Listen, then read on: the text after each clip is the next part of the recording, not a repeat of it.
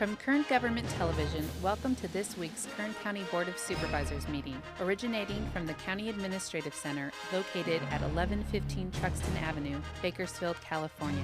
Kern County's vision is to create and maintain a customer-centered county government designed to garner the confidence, support, and trust of the people we serve. Today's Kern County Board of Supervisors meeting will convene momentarily.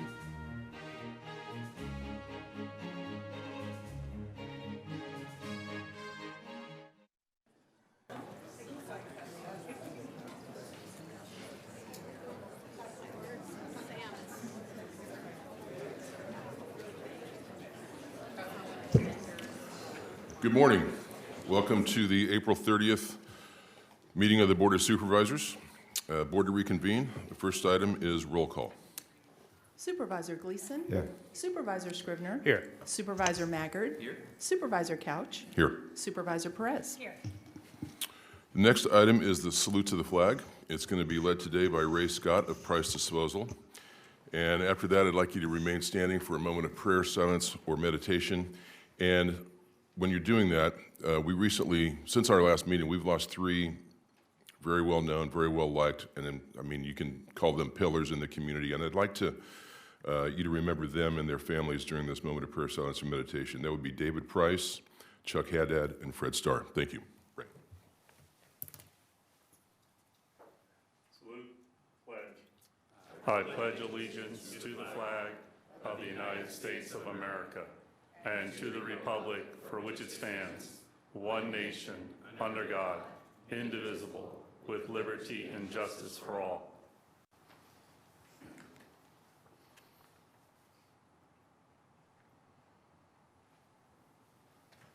Thank you.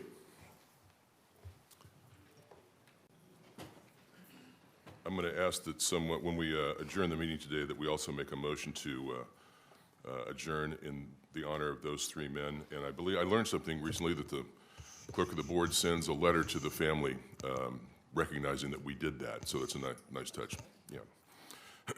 I'm going to take the or use the chair's prerogative here and go to board member announcements and reports, which is item 11 on page 3. And I'll come back to the consent calendar after that. But I want to take that out of sequence today. We have I have a special presentation I'd like to make.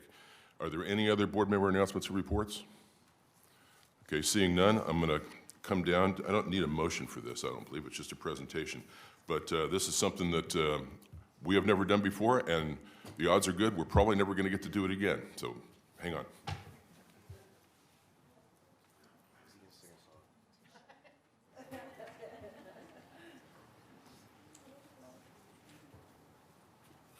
You're not going to sing a song for us, are you?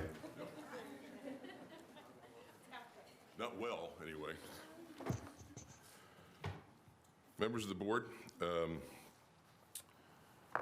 Sunday is Cinco de Mayo, and celebrations and parades and street fairs are already underway, and more are planned. And I thought, in that vein of celebration of heritage, it might be appropriate and certainly interesting to honor and celebrate one of Kern County's longtime citizens and recognize his birthday. And we don't do that very often. But the reason I said we're not going to get to do it probably ever again is because Mr. Modesto Lopez Batista recently turned 110 years old.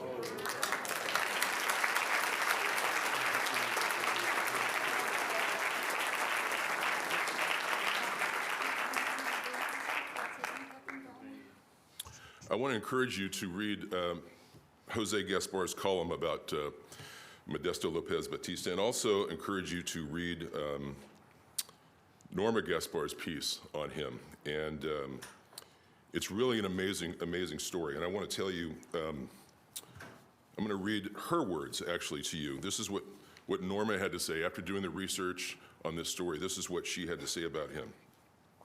When doing the story, I noticed how respectful and lovable his family is with each other, both children and adults. Even though Mr. Modesto has never learned to read or write and never spoke other language than his own dialect, his daughter shared how he was able to instill the importance of a good education to his children, to honor and respect and defend others, and most importantly, to preserve the family values, traditions, and faith, and live a long fulfilling, and worthwhile life. I just think that's a really powerful message that Mr. Modesto has communicated to 5 generations now. Are there 5 generations here, or only 5 are here today? 4 here. 4 are here today. I'm going to turn this over to Hector, who is his grandson, correct? Okay.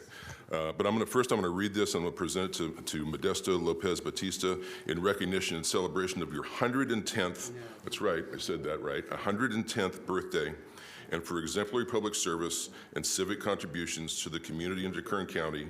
It's dated today, April 30th. It's signed by all the members of the Board of Supervisors. And sir, I just want to say thank you very much. Welcome to the Board of Supervisors chambers, and we wish you many, many more.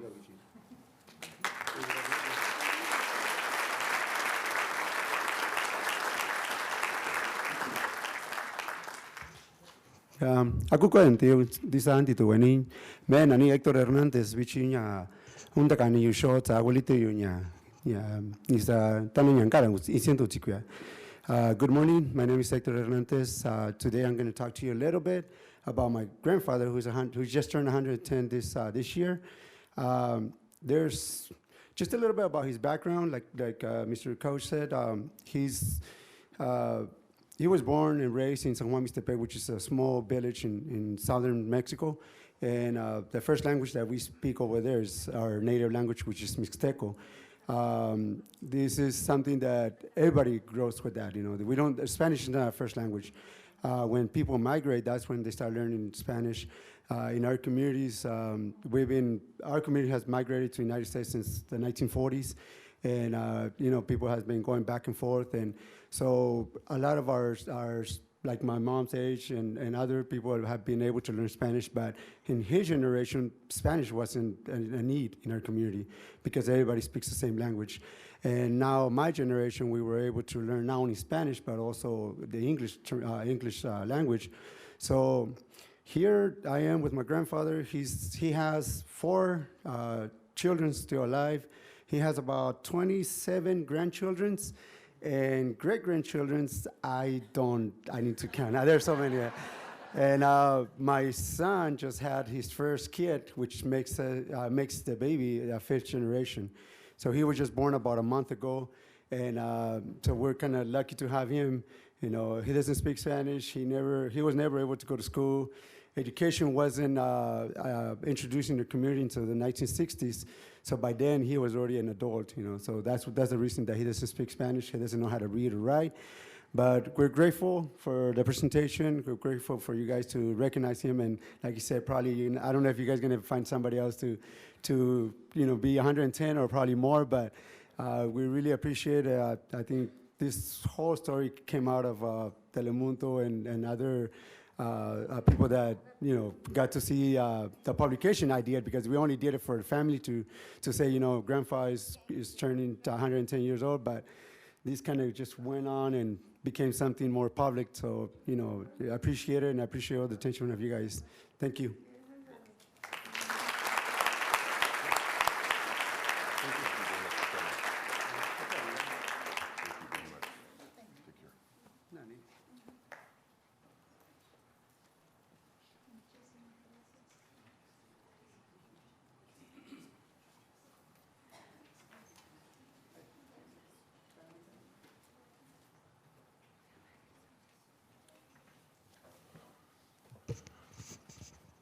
Like I said, the odds are we're not going to get to do that again.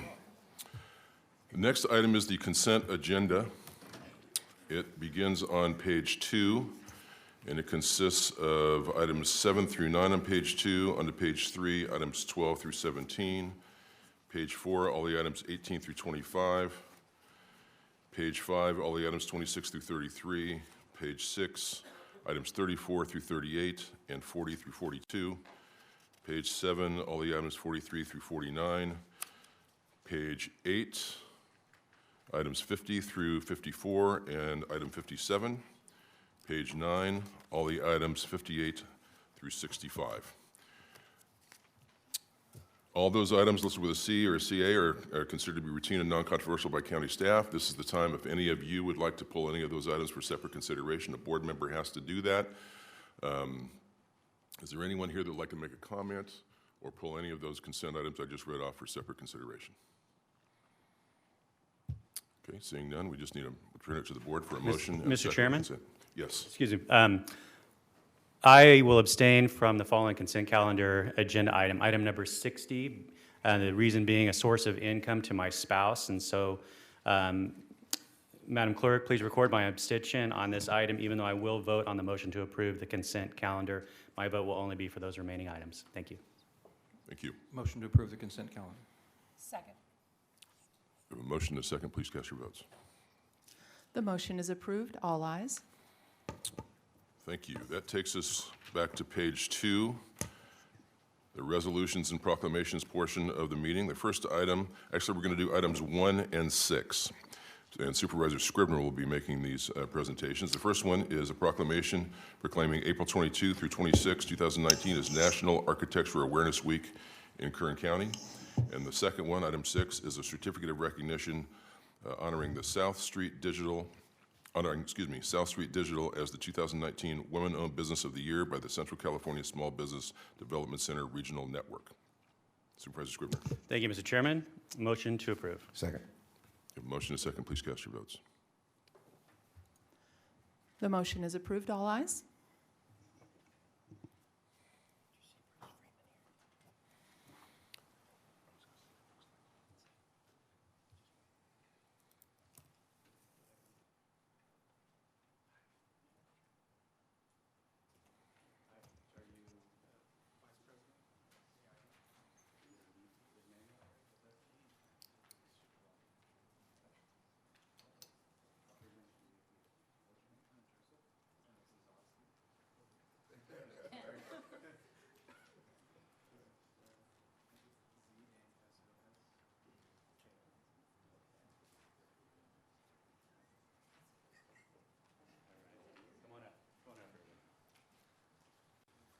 Good morning, Mr. Chairman and members of the board.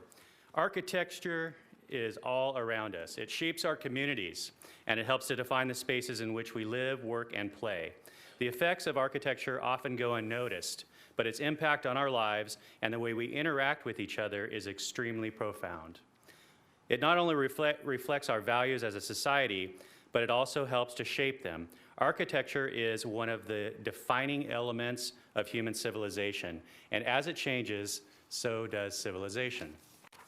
Architecture is also one of the most enduring forms of human creativity and accomplishment. From the Great Pyramids of Egypt to the Great Wall of China, from Stonehenge in England to the Parthenon of Greece and the Taj Mahal in India, these beautiful and ancient structures still remain. They fill us with the awe and inspiration as well as provide us with important insight from our past. And here in our great country, we have no shortage of inspiring architecture as well. Structures like the U.S. Capitol Building in Washington, D.C., the Empire State Building in New York City, the Gateway Arch in St. Louis, Falling Water by Frank Lloyd Wright in Pennsylvania, and the Walt Disney Concert Hall, closer to home, in Los Angeles are all excellent examples of the diverse and brilliant architecture that fills our country. This week, I encourage everyone to spend a moment to contemplate and appreciate the architecture here in Kern County. Buildings like the Padre Hotel, the Bell Tower Building, and the Kern County Museum are all wonderful examples of the unique architecture that helps to make Kern County such a special place to call home. And so it's my pleasure today to have several folks that are representing the American Institute of Architects Golden Empire chapter. And I'm going to ask, did Manuel make it? No? Okay, well then I get the pleasure of presenting this then to Joseph Zazowski, and he is the vice president. When I got here, I asked what his name was, and he said Zazowski, and I said, oh boy. Let's see if I get that right. But anyway, Joseph, it's on behalf of the Board of Supervisors of the County of Kern, State of California, has officially proclaimed April 22nd through the 26th, 2019 as National Architecture Awareness Week in Kern County, and this recognition has been entered into our official minutes and signed by our Honorable Chairman, David Couch. So come on forward if you'd like to say a few words. Sure. My stuff. Good morning. I'd like to thank you for your time. As the American Institute of Architects chapter here in Kern County, this is our 41st year in Kern County, and we like to tout the fact that we offer plenty of resources and camaraderie for our membership. And over the past 6 years, in my time with the AIA, I've gotten to know plenty of folks and learned quite a bit along the way. As far as our major efforts for this calendar year, we're going to be pursuing Kids Draw, which is taking architecture professionals and helping spread the good word of architecture to our youth. As well, we're going to be participating with Habitat for Humanity Women's Build, which is going to help focus on utilizing our resources for those efforts. As well, we're looking to host a forum on housing at some point during the year. Again, thank you for your time and your recognition of our organization. Our pleasure. Okay, thank you again. Let's get a figure. No, let's pull this off. Here we go. Right here.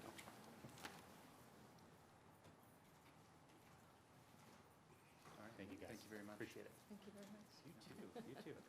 Thanks, Zach. Welcome. Good to see you. Thank you.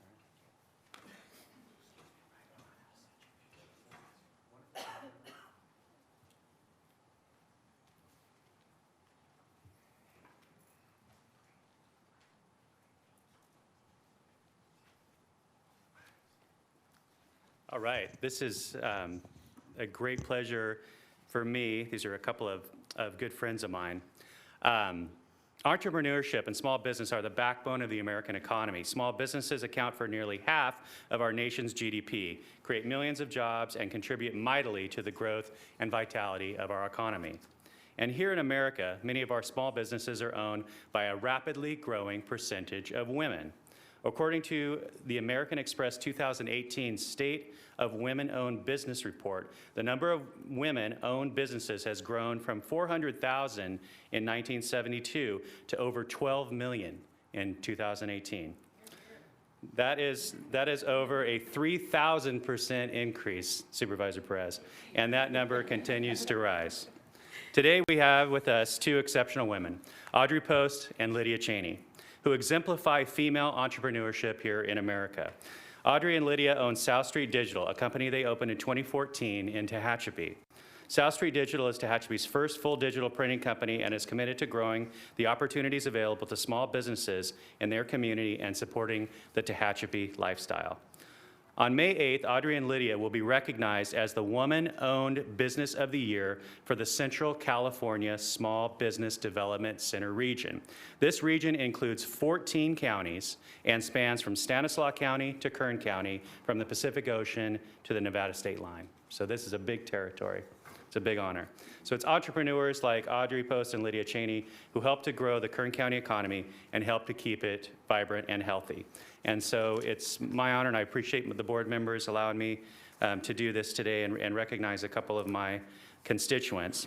But I'd like to present this to you. This is a certificate of recognition presented to South Street Digital, Audrey Post and Lydia Cheney, as recipient of the 2019 Woman-Owned Business of the Year Award by the Central California Small Business Development Center Regional Network, and for exemplary public service and civic contributions to the County of Kern. This is signed by all 5 members of the Board of Supervisors. So congratulations to you. Thank you. I know we have some representatives from the Small Business Development Center here as well. And so I'd invite you two to come up. I don't want to ask Jay if Jay wants to say anything first. Come on up, Jay. He's from SBDC, and then we'll turn it over to Audrey and Lydia. Thank you. Hello, everybody. It's a pleasure to work for all of you by helping your constituents in small business. Kern County is a great place for business, and I wish I could take credit for what they've done, but they did the work.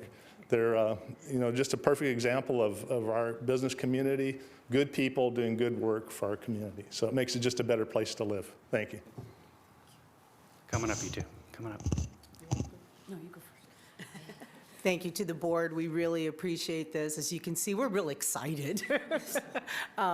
We opened our business hoping just to help the Tehachapi area, and we've been able to grow our business and help East Kern.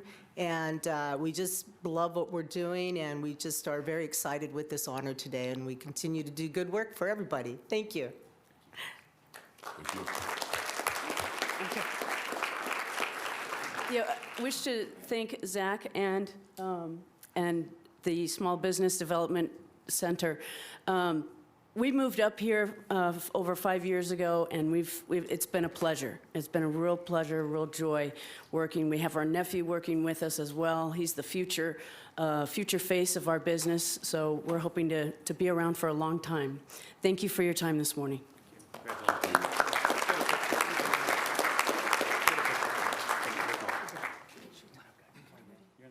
Come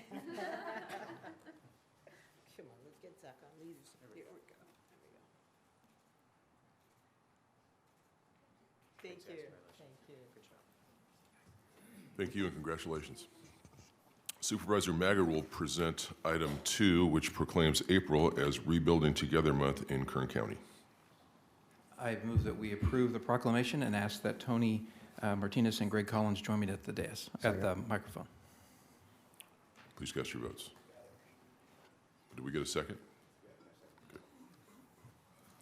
The motion is approved. All ayes.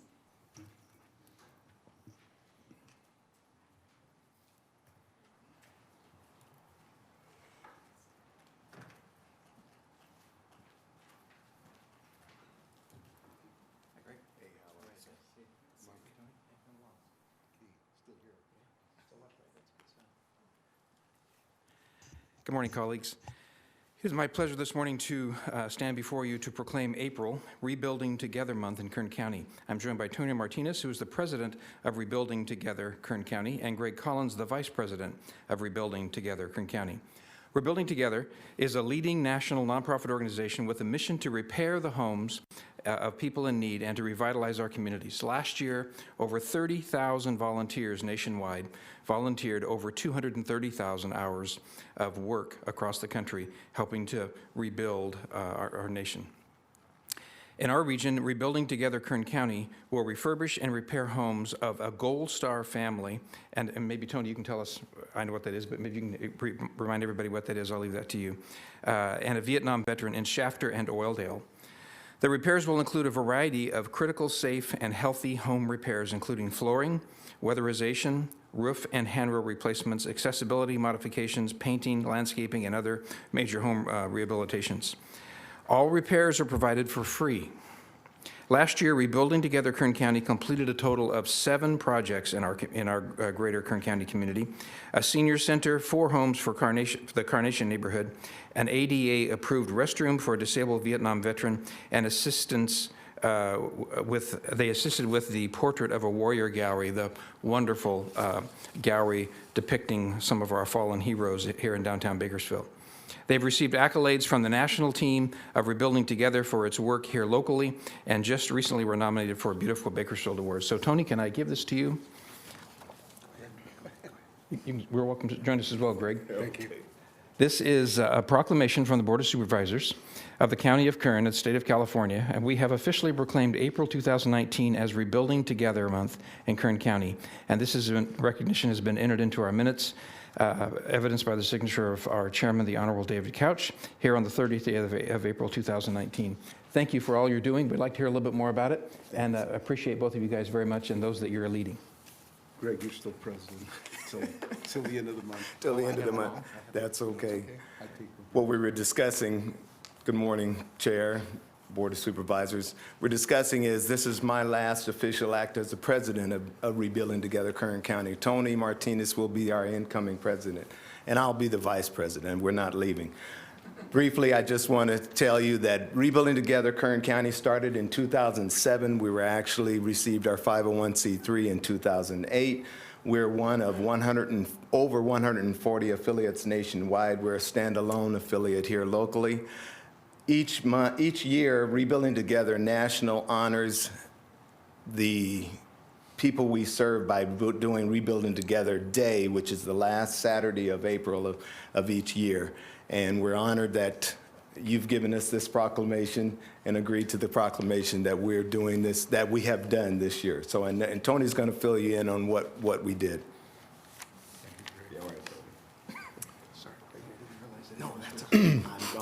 Thank you very much. Thank you for having us come here today. Greg's the worker. I'm the talker. I build the partnerships, go out and ask for money, write the grants, but and I told Greg I'm only remaining, except the position as president, only if he remains as vice president. This month has been a busy month for us with the veteran in Oildale and the Barraza family in the city of Shafter. Being a Vietnam veteran, for me, it's an honor to be able to help these individuals, but not only veterans, but the families that we have helped over the past year are projects that have really impacted the lives of these individuals. We are a 100% volunteer organization. We receive no salaries, no compensation. Our board meetings are held at the Starbucks down on Rosedale Highway, and every penny that we bring in goes right back into the program. Greg and I have been working together in years past, he with the Kern County Sheriff's Department and myself with Bakersfield Police Department, and we are a team, and I enjoy working with this gentleman. So again, thank you very much for this honor and a challenge to each of you supervisors. We are the only affiliate out of the 17 affiliates in California, 130 nationwide. We are the only affiliate in Central California, Sacramento North, Pasadena South. We get requests from San Luis Obispo, Fresno, Madera, Tulare, throughout the area. We've received a couple from Tehachapi. We focused in Kern County this year, but we're going to start moving out to other areas in the county. So I'd like each of the supervisors maybe to pick a family who they would like to work with. We'd like to meet with you and work on that particular project. The gentleman that was here earlier this morning, I'd love to sit and talk with him and see what his needs are. Anyway, thank you very much. Tony, would you tell us, please pass around. Would you tell us about the Barajas family and the sacrifice that they made that made them become a Gold Star family? Okay. We met the Barraza family. We'd gotten a call from Lily Marsh over at the Portrait of a Gallery. Needed some things before they could open up the gallery. We are not allowed to give money, but we can buy products. So we asked Lily, give us a wish list. She gave us a wish list of $10,000, and we spent every penny of it, except for a penny. We met the Barraza family there. They are a Gold Star family. Their son's video is on YouTube, but Ricky died in Afghanistan in 2006. It was an honor to help this family and an honor to do this project in Shafter. It was a great project. And being a Vietnam veteran, you know, I look for these projects. We look for these projects. But we were able to go in there, do some modifications to the house. We're not finished. We got to go back maybe in another month to install a new fence for the family. But it was a great project as well as they all are. Thank you. Very good. Thank you. Let's take a photograph.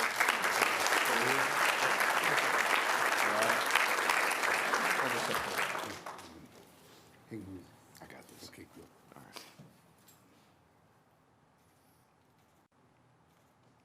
Thanks. Thank you. Thank you, guys, and thank you for your service to our country. Thank you, Greg. Items 3 and 4 will be presented by Supervisor Perez. Item 3 proclaims May 2019 as Motorcycle Safety Awareness Month in Kern County, and item 4 proclaims May 2019 as Foster Care Awareness Month in Kern County. Thank you, Chairman. A motion on 3 and 4. 2, a second. Please cast your votes. The motion is approved. All ayes.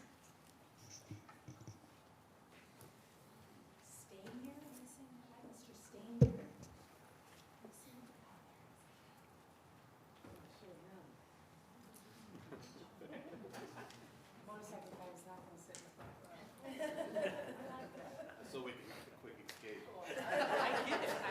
Trust me. Come on, go. You guys are cool. I like it. Come on over. Join me, please. Is it Stanier? Stanier. Stanier. Thank you for the correction. Honorable Chairman and members of the board, I am very pleased to make this very unique presentation. I've never done anything like this, nor have I seen it. So I'm thrilled to be bringing this subject to our attention and to the community's attention. 2019 is Motorcycle Safety Awareness, or May 2019, Motorcycle Safety Awareness Month in Kern County. The U.S. Department of Transportation's National Highway Traffic Safety Administration wants to remind vehicle drivers and motorcyclists alike to please share the road. Motorcycle Safety Awareness Month coincides with May as weather tends to become warmer and motorcyclists begin to hit the streets. With thousands of deaths each year, motorcyclists are significantly overrepresented in traffic crashes and fatalities.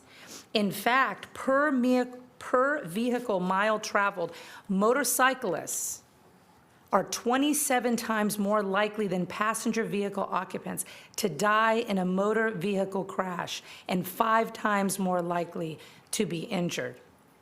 Serious.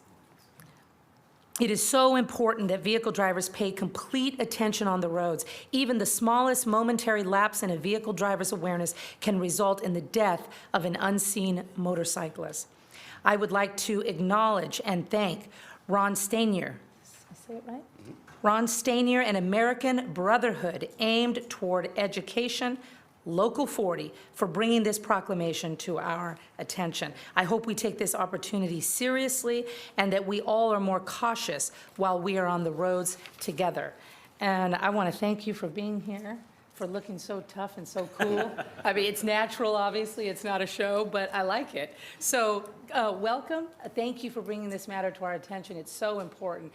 Supervisor Maggard and I, as you know, probably have done a lot of work on pedestrian safety, and this is part of that conversation. So I am so grateful for you being here, and we want to hear from you now. So in honor of your work, the floor is yours. Thank you very much. Thank you. Well, first of all, I'd like to thank the board for this presentation. This is not my first rodeo up here. We did this back in 2012. Bait Local 40 has been around for quite a while. It's known as a motorcycle rights activist group, but it's kind of true, but they also fight. We have lobbyists in Sacramento that fight for the general traveling public, for cars and gas, stuff that, they're trying to, make laws that are stupid, in my opinion. But this is, riding motorcycles is a lifestyle for a lot of us, business and pleasure. And with all you mentioned a lot of points in this, the Department of Transportation, it's been increasing, and I like to see that, like the billboards on the freeway, that light up and to keep the traveling public aware of motorcycles. I know they're hard to see, and we all enjoy what we do, and we have lives, families, and jobs, and we like to come home each night to that. So I'd just like to encourage tell your family, friends, and the general public to take that second look. Everybody knows today's society is so fast-paced, and everybody's impatient and in a hurry. But take a second look, and you can save a life, and that's what really matters. And once again, thank you to the board, and we really appreciate it. Would you like to say a few words? You sure? Okay, very good. Let's get a picture here. Squeeze in here.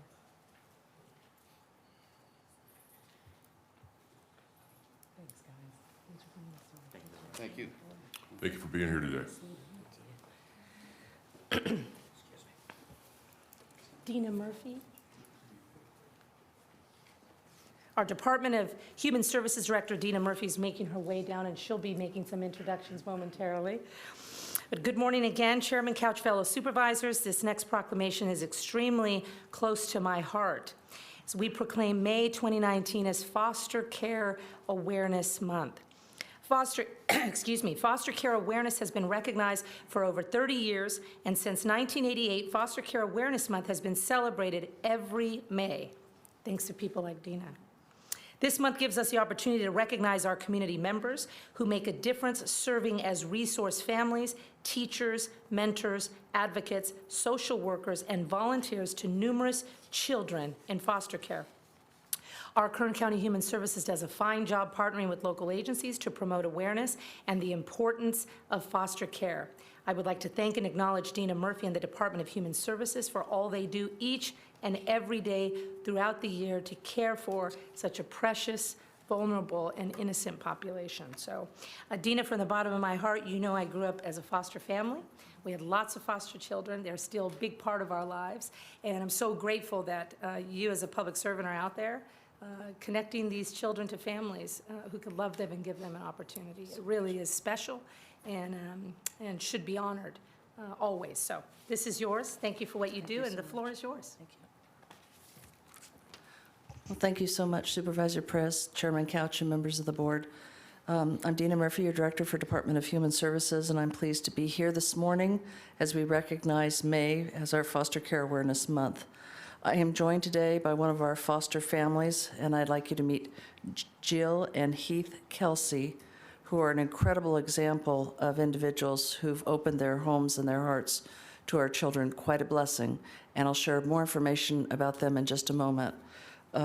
Every year, May is the month that communities come together across the nation to celebrate the loving support to children in foster care through foster homes and relative caregivers. We also use this month to recognize our nearly 2,000 children who, through no fault of their own, have come into the foster care system. In addition to thanking our foster families and relative caregivers, we also acknowledge how blessed we are to have a community of passionate collaborators that circle and support our children on a daily basis.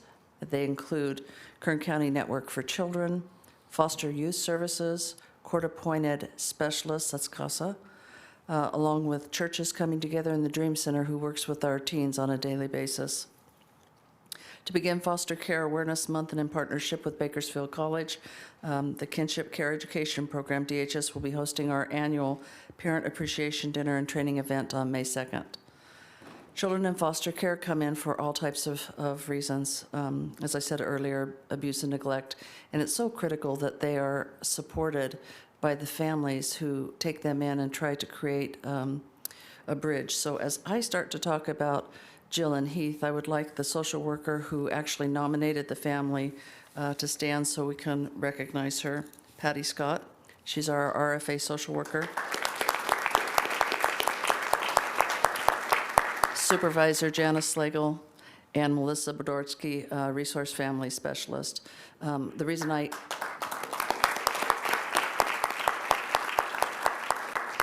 I introduced them as this precious, modest family who gives and gives probably wouldn't share all that they have done and do. It's our social worker who's highlighted the incredible above and beyond that Jill and Heath do.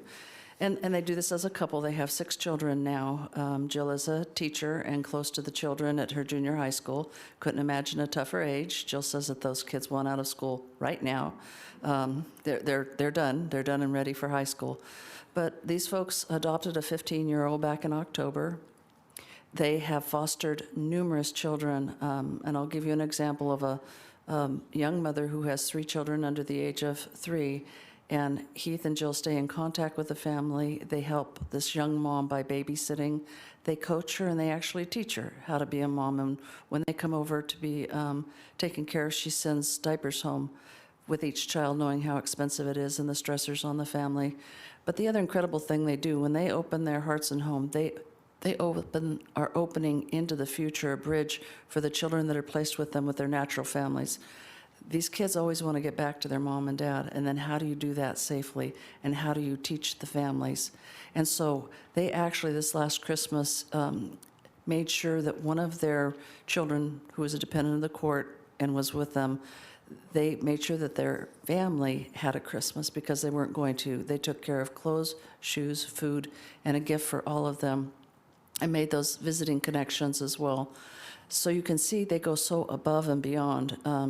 You talk about a blessing. This will be what will give those children that are in the system resiliency, and it's so critical for moving forward. So, and I don't want to leave Heath behind for a minute. I want to tell you that he's written a manuscript, and because of his experiences with the foster children, he wrote it about a cave boy, Duke. And Duke needs help being brought up, and so Duke was taken in by a dinosaur family. So it's called Duke and the Dinosaur Family, and the manuscript has been copyrighted and accepted, and now is available on Amazon. But talking about the perspective of making a family that might not naturally look like a family an absolutely powerful natural family. So I thank you from the bottom of my heart for what you do, Heath and Jill, and I think that Jill is going to say a few words, but what a special couple. Thank you so much.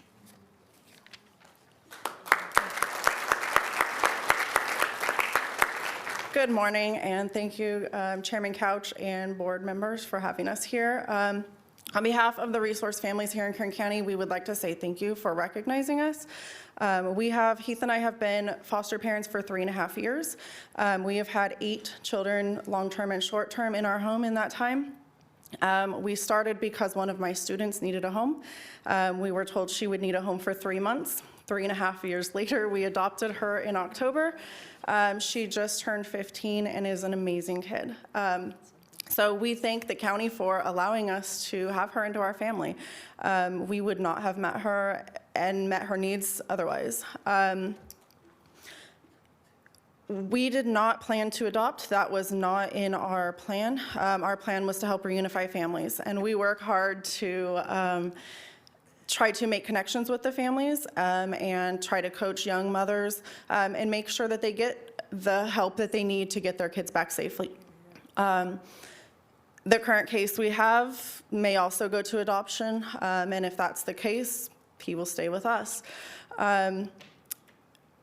It's not an easy journey. It is actually a very difficult journey. There's a lot of unknowns. There's a lot of continuations in court. There's a lot of struggle. The families don't always want to bring us into their family right away. But it is definitely worth the rewards of watching those families come back together and watching those families grow because we can help them. So it is definitely worth putting some positivity in both the kids and the adults' lives. And so we thank you on behalf of foster parents that you are recognizing them this month. Thank you.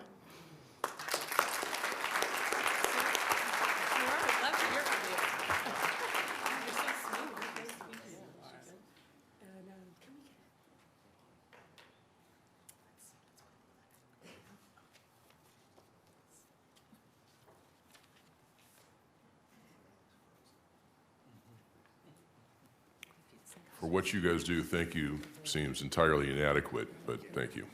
Thank you. Thank you, Chairman. Bet.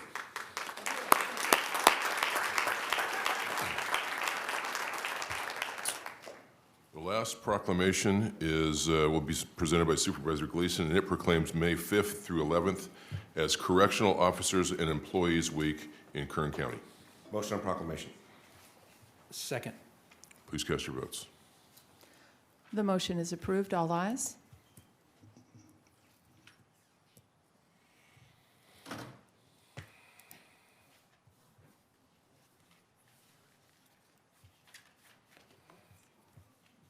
We got plenty of room. Come on in. Just run on over. You all look phenomenal in their uniforms. Thank you very much for being detention deputies for us. Because it's plenty of room. Come on, squish in. Just squish in, everybody. You got to get in the TV. This is about you. You too. Come on in. All right. This is a proclamation. The Board of Supervisors, County of Kern, have officially proclaimed May 5th through 11th, 2019 as Correctional Officers and Employees Week in Kern County. This recognition has been entered in the official board minutes by our chairman, Supervisor Dave Couch. It's a pleasure to be here. It's an honor to be here. These are the unsung heroes in many ways of, there's a couple groups that are unsung heroes, and this is certainly one of them that perform extremely critical and difficult chores and jobs every day. Kern County Sheriff's Office detention deputies play an essential role in safeguarding the citizens of Kern County by providing safe, secure, and humane incarceration of the offenders within their custody. Extraordinarily challenging job. It is important that all citizens know and understand the duties, responsibilities, hazards, and sacrifices of detention deputies who are called upon to perform with professionalism, dedication, and courage in the face of demanding and arduous duties, often without recognition. So it's a pleasure to be here, Donnie. It's a pleasure to offer you this certificate on behalf of your correctional deputies, and I offer you the podium to say a few words. Thank you, sir. Thank you. Thank you, Supervisor Gleason, Mr. Chairman, members of the board. It's an honor to be here. I don't dress up for just anybody. This is a group of unsung heroes that I have firsthand knowledge of. When I first came to work for this organization many, many years ago, I started as a correctional officer at Laredo where these folks work. To put it in perspective, there was 360 inmates in custody when I came to work, and it was a totally different type of inmate than what we have today. Today we have anywhere from 2,500 and up beds at Lerdo that can be filled with people who are horrible to society. And when they go into jail or into custody, they don't necessarily make that change. These folks go to work every day knowing that they have to deal with a segment of society that doesn't fit. Most of the people here, if not all of them, have been had feces thrown on them, urine thrown on them. That's part of the job with these type of folks. I've been out there when we've had people with mental health issues that are in single cells where they won't hurt themselves, and the entire room has been smeared with feces. Somebody has to clean that up. Somebody has to deal with these people. This is a very, very difficult beat to work. They don't get the recognition that others get. These are also the people that run our programs at Lerdo, because there's a segment of our facilities that we want to help people return to society and change their life. These folks are the ones that put on the RSAP program, anger management programs, educational programs for people who are in custody who want to change their lives. Now, we have been impacted severely with Prop 4757. People are no longer held accountable. Possession of heroin and methamphetamine are now misdemeanors.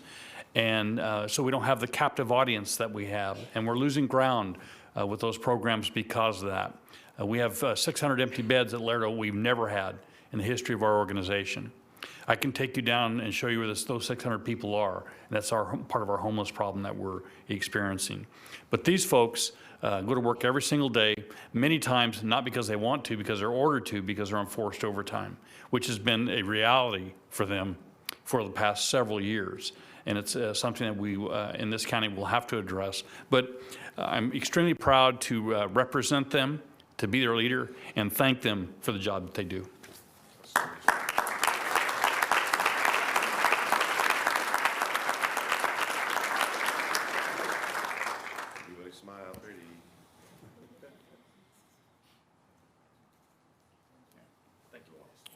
Thank you all for being here today. You look great.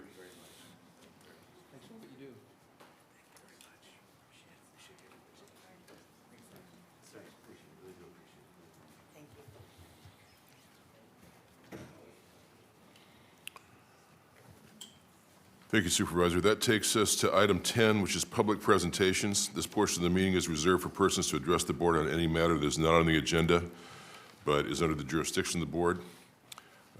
You can address the board. We may not engage, but, well, you're already there, Chainsaw. Good for you. I'll just say, is there anyone here that would like to make a public presentation? Take it away, Denny. Thank you, through the chairman, to the board. Nearly 6.5 years ago, Mick Gleason asked me to join him as field rep for Ridgecrest and the local area. It sounded interesting. Little did I appreciate what the job entailed, or how much satisfaction there would be in representing both Mick Gleason and Kern County. I have worked for admirals, generals, and CEOs in organizations that I was extremely proud to represent. The people I worked for achieved their positions by the virtue of being incredible leaders, wonderful human beings, and their workforce reflected that. But none of them, nor their organizations, are better than Kern County, none of them. From your positions on the dais, you and your predecessors put together teams of people across the county enterprise that are second to none. Not that I haven't occasionally crossed swords with a few along the way, but almost always it was a simple matter of two people seeking different paths to take care of their boss and Kern County. Sincere congratulations to each of you and to the talented people who populate the Kern County staff. I would be remiss if I didn't take this opportunity to offer special thanks to the one person on staff who I believe epitomizes the best Kern County has to offer, Kathy Krause. You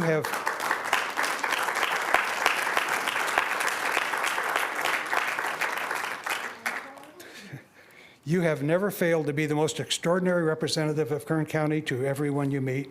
Thank you more than I can say for always being there to help me.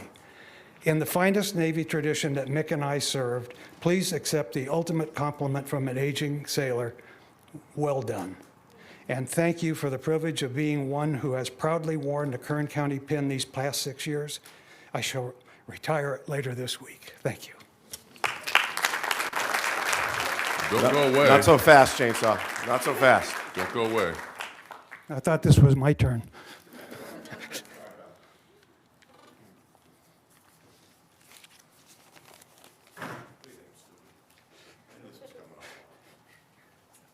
Chainsaw.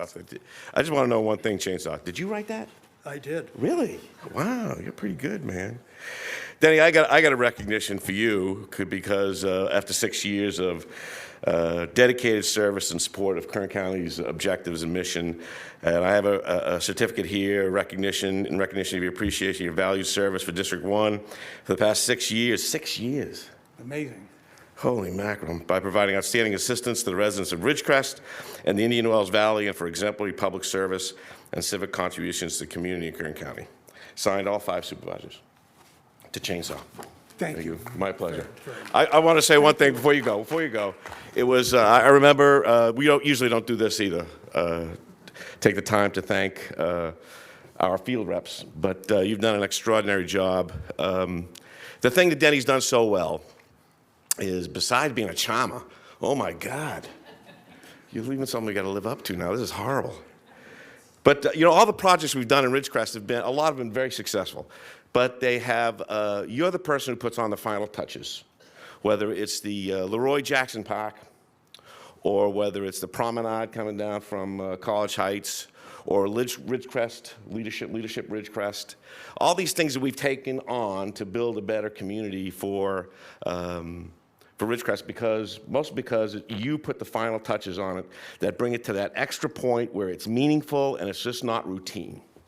So when we hired you 6 years ago, you were the strategic communicator for the base, for Boeing. And you have a career that was extraordinary in so many ways. I was absolutely flabbergasted when you agreed that you'd take on this challenge, and Kern County has reaped the rewards. Denny, fair winds, falling seas. Thank you, boss. Thank you. Appreciate it. Quick staff picture.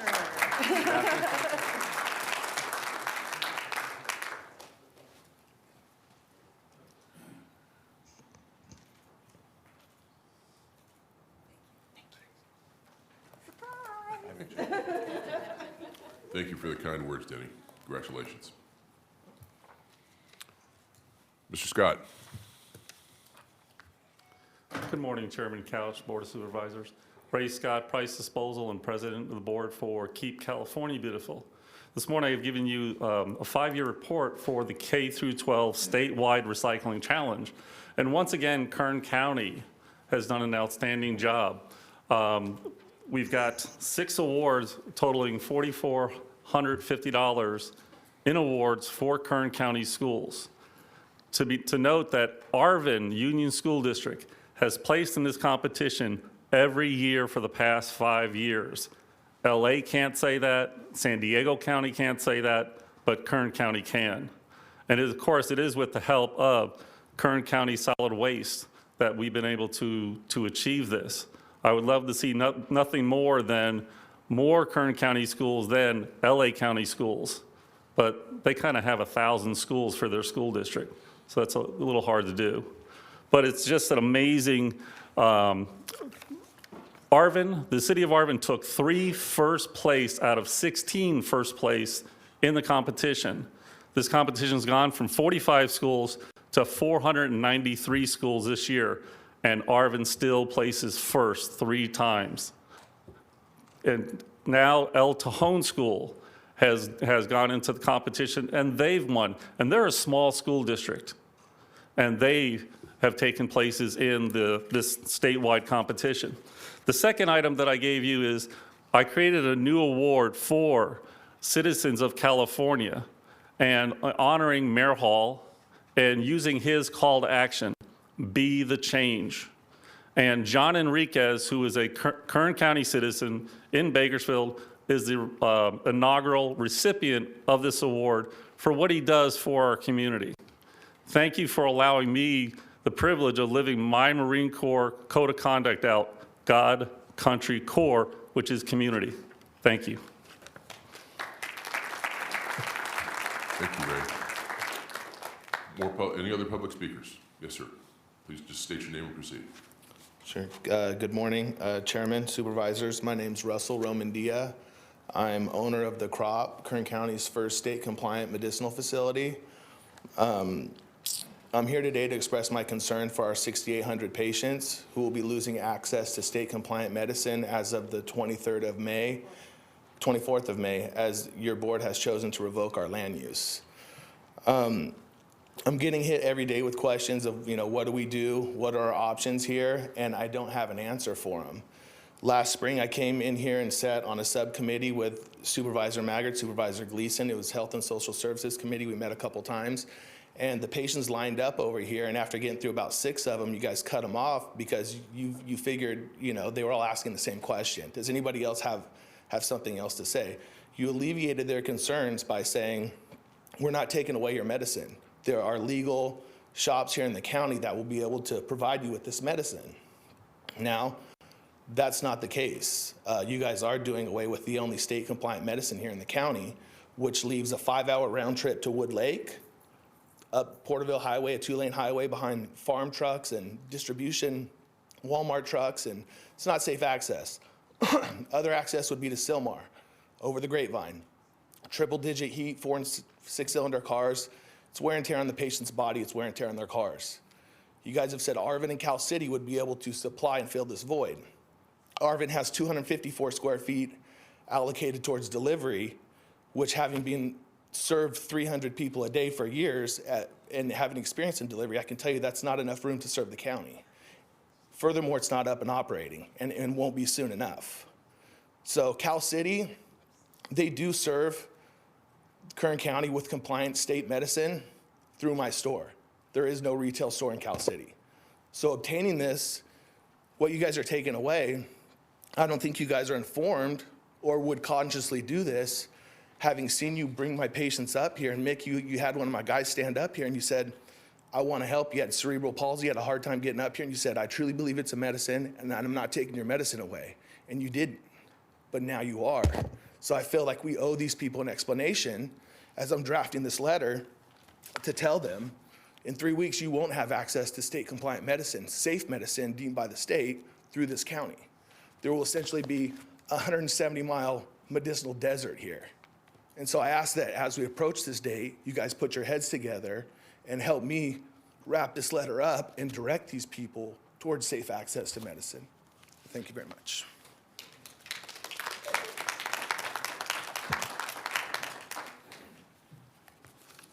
Good morning.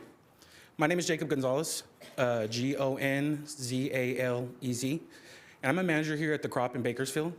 I've had the privilege of working there for the entirety of its opening.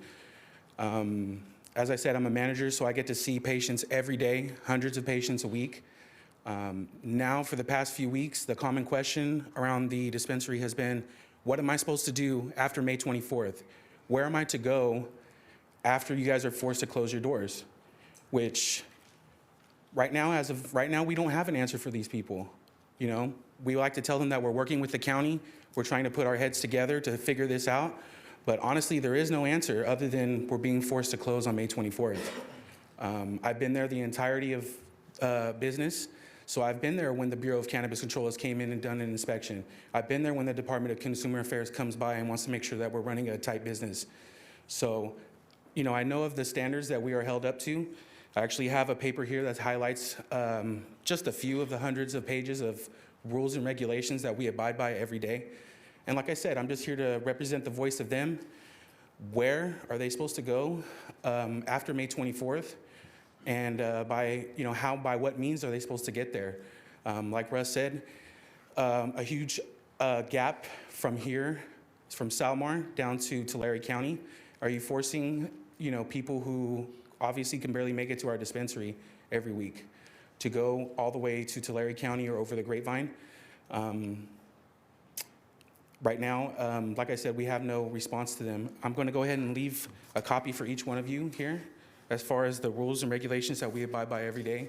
And we hope to at least get an answer for our patients. Like I said, it's over 6,800 people total, hundreds every week come in wanting to know, like I said, where do they go? So I have this here for you. Thank you. Thank you. Yes, sir. Hello, my name is Cody Jackson. I'm here today on behalf of the crop and 6,800 medicinal cannabis patients, not to be too redundant, but also just to establish my localness for you guys. My grandparents bought their house here in Kern County in 1950, and I've been a lifelong resident. And when you mentioned the guys here at the crop, we are a local shop. So not to, like I said, not to be too redundant, but 6,800 patients are asking us what they're going to do and how they're going to find their safe alternative to prescription and narcotics. Many of the patients suffer from autoimmune disease and many other ailments. That safe alternative medicine is Category 3 lab-tested cannabis that's been tested through the Bureau of Cannabis Control. This is the first time ever that that's existed. There's never has been tested medicine for the patients before, so now the Bureau of Cannabis Control made that possible. There is few licenses, so it's not accessible to everyone now. The Category 3 testing tests for heavy metals, pesticides, makes it the equivalent of organic food for cannabis.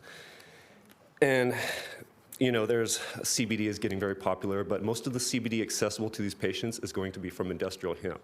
That is the stuff that's legal right now. The industrial hemp has not been tested. It can't really be considered safe medicine because the CBD is from industrial hemp, like I said, not from tested medicine, so it can carry pesticides, heavy metals, that type of thing.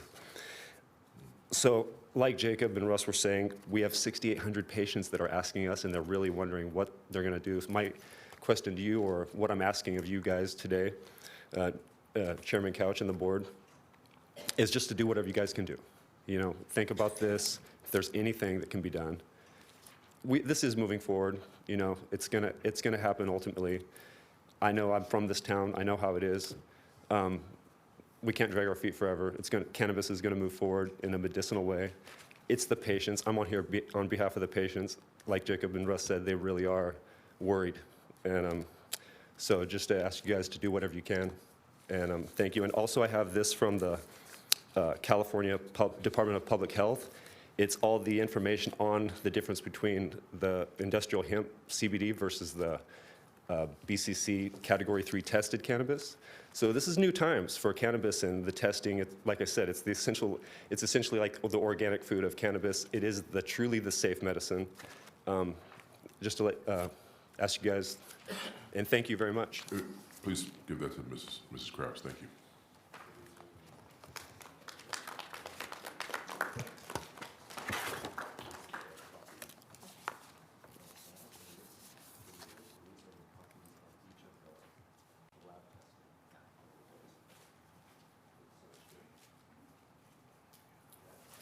She has some more for you.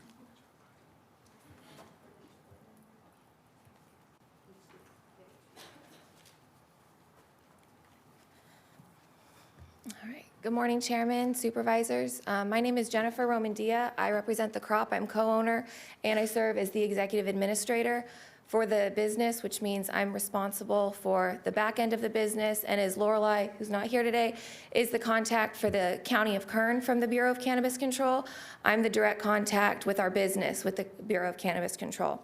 I contact with them roughly about once a week. They're very informative and make sure that everything is addressed in a timely fashion. As you can see on the first sheet I gave you, it says guidance on commercial cannabis activity. Now, Kern County has been very confused on legality for cannabis for quite some time, and the Bureau makes no qualms about it. It's very clear. It says, under the first thing, under the Medicinal and Adult Use Cannabis Regulation and Safety Act, all commercial cannabis activity shall be conducted between licensees. That means to be legal in the state of California, anything touching cannabis, you must have a state license. There's no just having a local authorization that cuts the mustard. It's state licenses only. This was made abundantly clear by the Bureau as it was laid out in the original regulations in 2016, and it was presented on the Bureau's website January 9th of this year that actually withdrew the protection against criminal sanctions for cannabis collectives and cooperatives in the county and in the state. So right now, you must have a state license. That's on this one here. Now, we're in a situation where we do know amortization period is coming to an end, May 24th. 3 weeks from now, we are closing our doors. The crop has been legal in Kern County since the day we opened, whether it be under temporary legal status, local authorization, Bureau of Cannabis Control licensing. The state has seen a need for change in their regulations, and they've come out with something called a provisional license. As we know, December 31st, they were no longer issuing state temporary licenses. Currently, only three dispensaries in all of Kern County serve compliant state-tested medicine. There is no licensed operating delivery happening in the state, or I'm sorry, in the county right now. Now, what I ask your board today is to inform yourselves with the information that is so readily available, as me, a regular person from the public, has ascertained all of this information from their website. The state has come out with provisional licensing, and I've included the press release in your packet as well. They came out with it March 29th. The only reason that they did this is because there's realizing that there's a gap in coverage for medical patients, and the application processing time for the state is upwards of 3 months.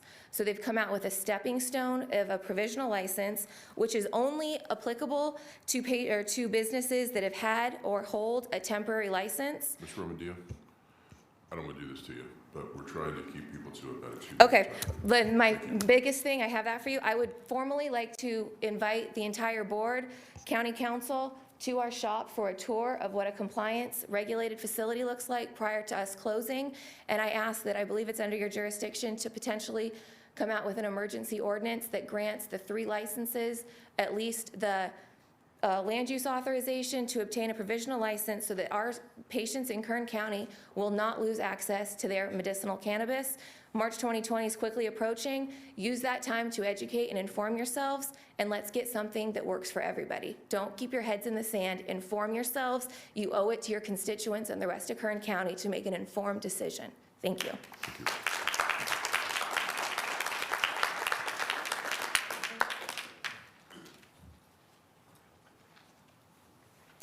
If you would like to make a public statement, can I get you to come down to the front row so we can get you to the microphone quickly?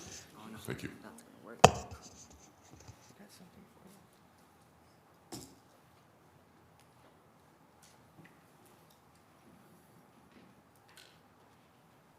Hello, hello. Can everyone hear me? Good morning, everyone. I am a medical cannabis patient, and I would like to support this environment. I don't know what we're fighting for. That's already legalized, right? Us medical cannabis patients, we need a safe access to cannabis. We don't need no black market. We need something safe. We can't trust, drug dealers. We just can't. There's no such thing as an overdose on marijuana. We can't overdose. There's no death, and there's no one death on medical cannabis. All I'm trying to say is that we need safe access to medical cannabis, because my mom, she passed away three years ago on pharmaceutical drugs like Norco. I tried to offer her, she can feel good, but she felt nauseous because her body was already used to of the medication. So is what I'm trying to prove is that, to me, for my use of medical cannabis, I think it's a medicine for everyone else. So please give us a chance to prove that it's a medicine instead of a drug. Thank you, and have a nice day. Excuse me, could you give us your name, too? When you guys shut down the shops, there's no safe access no more. Why? Could you give us your name as well, sir? I am Jonathan Duarte. Thank you. You're welcome. If the shops close down, then what can we do? We can't do nothing about it. All we're doing is trying to raise money for the right people. We're trying to just go after we're looking after for the patients. That's all we're doing. So that is all I'm asking. Just please, go along with it. Help us out. We'll help you guys out as a community, as an environment, and we'll see how it goes. And thank you, and then have a nice day. Thank you. We'll be next.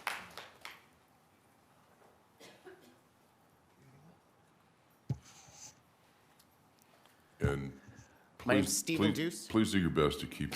Sure, no problem. Okay. My name's Stephen Deuce. I'm the owner of BVC.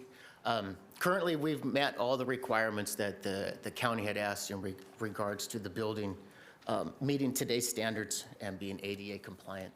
I agree that Kern County does have a problem with cannabis.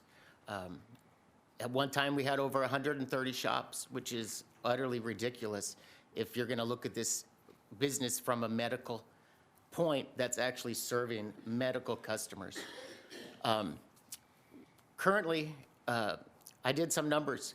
If you had 300 people buying $1,500 worth of cannabis a week, the total the total yearly would be a little over $4 million.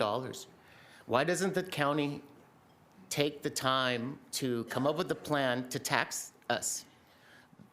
This is a very profitable business. I agree that maybe the county is not quite mature enough yet. They might need to learn a little bit more about the regulations, what process takes part. I spoke to Mr. Maggard, Chairman Maggard, I spoke to your chief of staff, and his answer to me was, oh, well, they can grow it. Well, that's true, except the Kern County has eliminated growing outside. So if you're going to grow inside, that means you'd have to spend $3,000, $4,000 to get a proper grow setup and pay for the electricity, which would probably cost you about $100 a month. And then we're going to talk about turning 5,000 people that buy a day over to the street. Really? Public safety is your concern, and this is your answer to send roughly 5,000 people a day to go buy their cannabis. I'm a businessman. The county needs money. Your pension fund is only 63% funded. You're $2.4 billion short. And you're sitting here turning away cannabis, which was voted for twice and approved twice. Nobody voted this time because they thought that what we had existing was going to stay. Thank you. Thank you.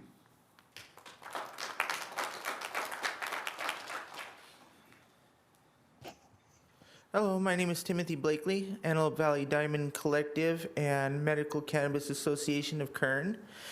We've been looking very closely at this whole situation.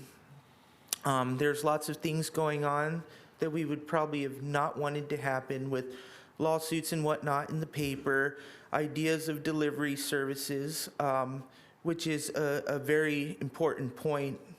People like our friend Johnny, who is up here in his wheelchair, you'd be forcing them to depend on delivery services and a black market.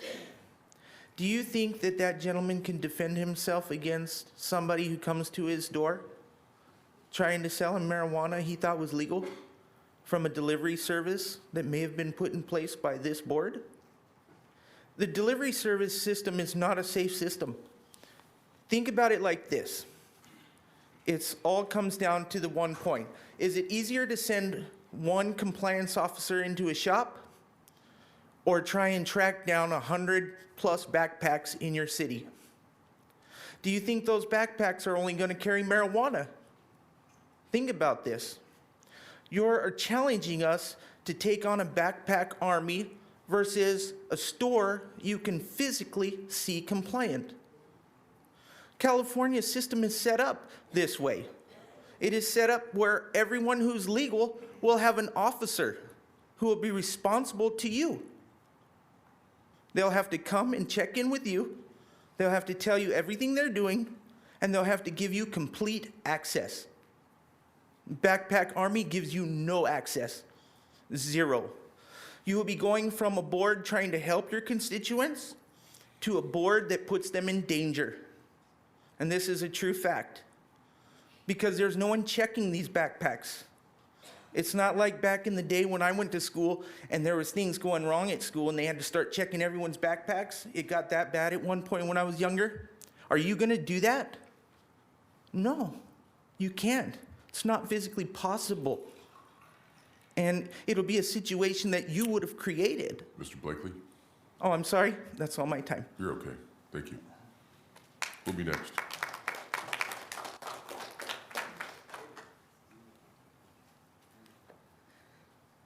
Hello, my name is Maria Cardenas, and I am a medicinal cannabis patient and a medicinal cannabis activist. And I would like to take a moment of silence to convey our message of distrust in Kern County over the mishandling of our legal cannabis rights. Our message of disappointment in the way Kern County has allowed the cannabis situation to get this bad, and our message of hope that Kern County will right this wrong.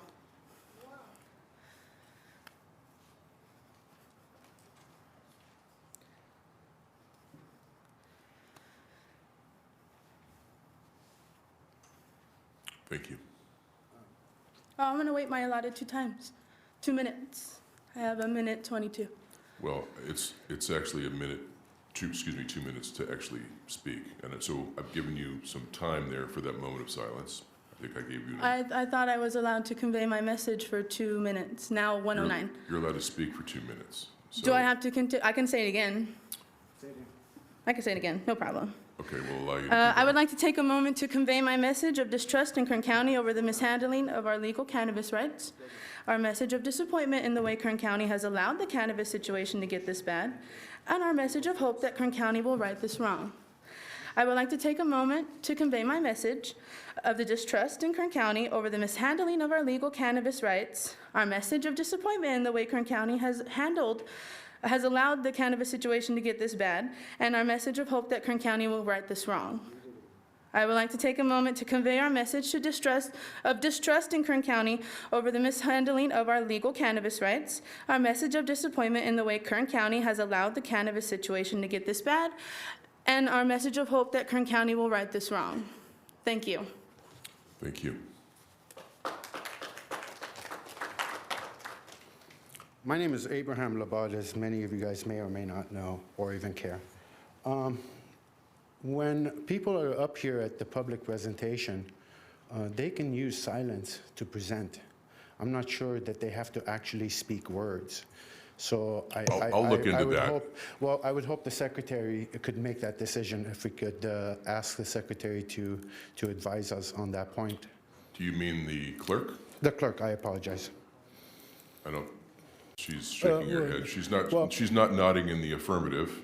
I'm not taking up any of your time right now, just so you know. I understand you're not taking any of my time, but the point being is, if somebody wants to come over here and present, and that's what this is, a public presentation, I think you should allow them the 2 minutes, regardless of what they say or what they don't say. Sir, I understand that that is your opinion, and we'll look into it. Thank you very much. When will you get to it, sir? We're here now. When would you get to it? I'm not going to do it right this second. I'll do it at the conclusion of this meeting. I'll have an answer for you the next time.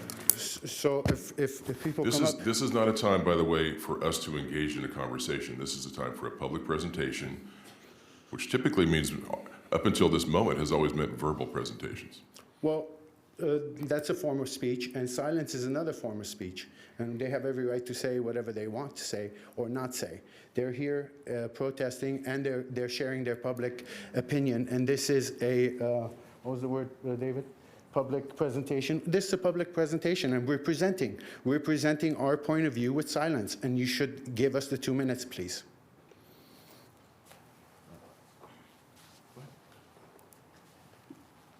Good afternoon, Council. My name is David Valencia Peralta.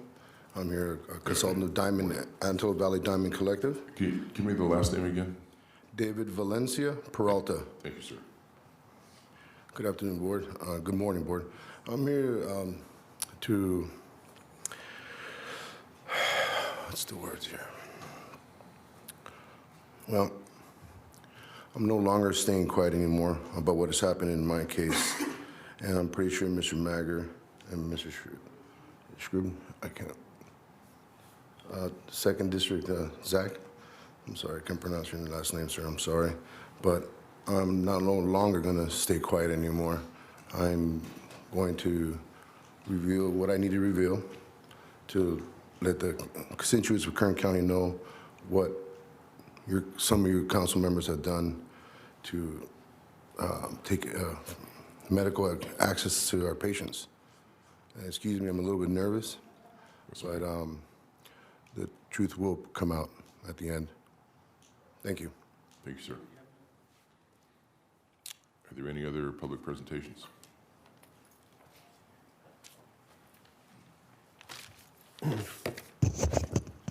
Good morning, David Abbasi, Central Valley Cannabis Association.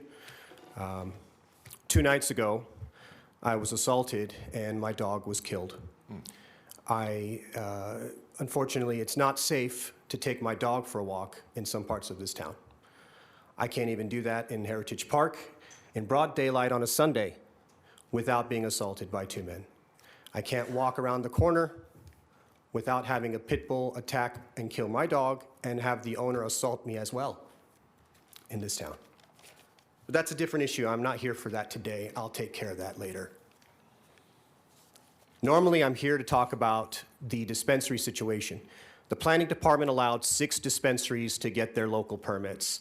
Lorelei said 6 dispensaries got their building permits and it came up to code. What about the other 23 that were denied? We have proof that shows these other 23 dispensaries were denied. They were stonewalled, ignored, flat out denied, but somehow these 6 made it through. And that's after Supervisor Maggard suggested a 6 dispensary ordinance. Coincidence? No, we're not stupid. We know you guys are trying to create a monopoly. Also, let me get into the legal stuff since my time's limited. If you try to put a ballot measure forward, it is illegal for you to do so. You would be chilling our First Amendment rights, our free speech, our right to petition government into initiatives. We know that you're trying to work with a special interest group to put a ballot measure forward. We already have one for March 2020, which is a good ballot measure. It is equitable. It has tax revenue for you, so we've done all the work for you. The industry's taking care of it. And there is no delivery services right now. You cannot get cannabis delivered in Kern County. There are no licensed cannabis deliveries servicing Kern County. Any measure or any ordinance that you put forward will be challenged and will be considered illegal and challenged. The path of the righteous man is beset on all sides by the inequities of the selfish and the tyranny of evil men. Blessed is he who in the name of charity and goodwill shepherds the weak through the valley of darkness, for he is truly his brother's keeper and the finder of lost children. And I will strike down upon thee with great vengeance and furious anger those who attempt to poison and destroy my brothers. And you will know my name is the Lord when I lay my vengeance upon thee. Mr. Abbasi. That's my comments. Thank you. Thank you. Other public speakers?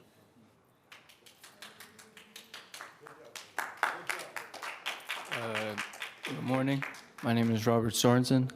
I'm a medical patient. I'd like to start off to say I just found out we're losing all of our sharps here in Bakersfield, here in the Kern district regardless. There's so many things to start off with saying, wow, that is ridiculous. I mean, I don't see why would you do that. One, it would put drugs back into our street where I would not like to go and be like, hey, can I go buy drugs? Because then on top of that, I have to worry about officers of the law coming to get me because those are illegal, right? Another one, I lost my brother this year due to him making poor choices like that, because it puts a setback on everybody to find their own drugs. And medical marijuana is one thing that helps a lot of people, but when you start making it illegal and bad and not being able to, get it easy, accessible, people lose their lives out there, and that's a real thing. And some people actually struggle with a lot of things, like myself. I struggle with scoliosis. I'm very young, and it hurts very much. But when I have CBD and other medical medical uses, it helps a lot.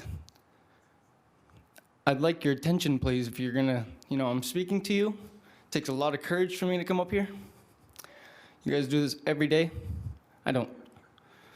I'd also like to say, you know, for this other, how many patients are there? Let's just say quite a ton, okay?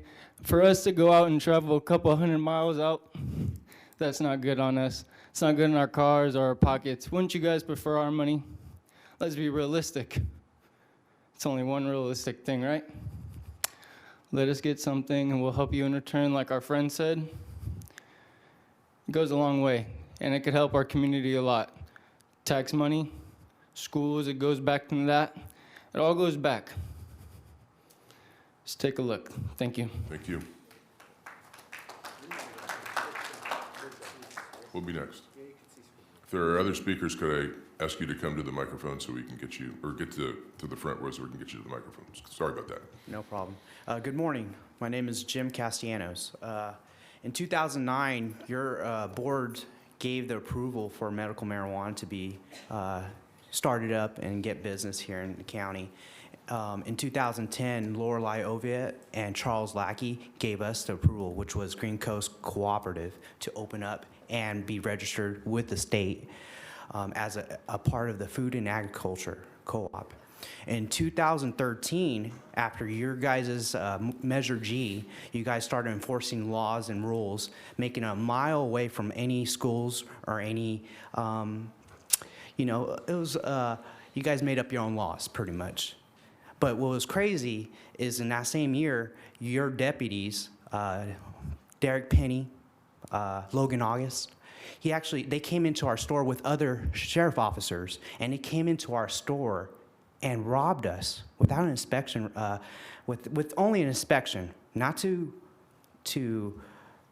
take anything out, but to take and steal. They stole my legal 9 marijuana plants, and they stole about 20 ounces from what was legal medicine of mine and my cousins.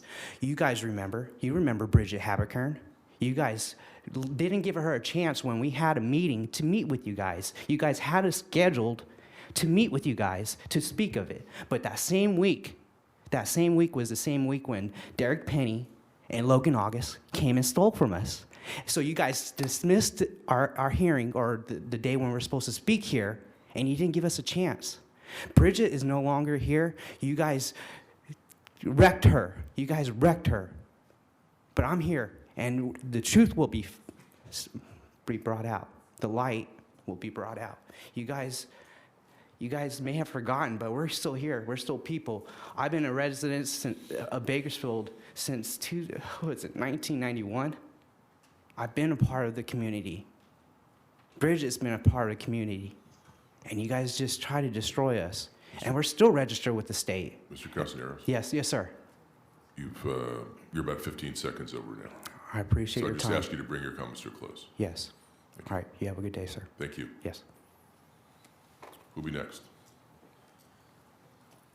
Yes, sir. I'm Jason Harrington. Harrington is spelled Hurrington. I haven't grown up out here in Kern County. I'm actually from San Bernardino County, but I just moved out here like 2 years ago. And I'm planning on staying. I'm a medical marijuana user. I smoke cannabis. I have a bad knee. I dislocated my knee like twice when I was 12 and from kickboxing. And I'm not able to fight anymore because of it. And I've tried all the prescriptions, I've tried all the rehabilitations, and I've been through it all for the last 6 years, and it just never got any better until I started smoking cannabis. Now I'm able to walk and run and do all types of stuff right now. The only thing I'm asking is that this county's kind of big. I live pretty far from Bakersfield. I drove all the way out here just for this meeting. I drive pretty far just to buy some cannabis too, so, I mean, I don't want to have to come out here almost every day or to any other city.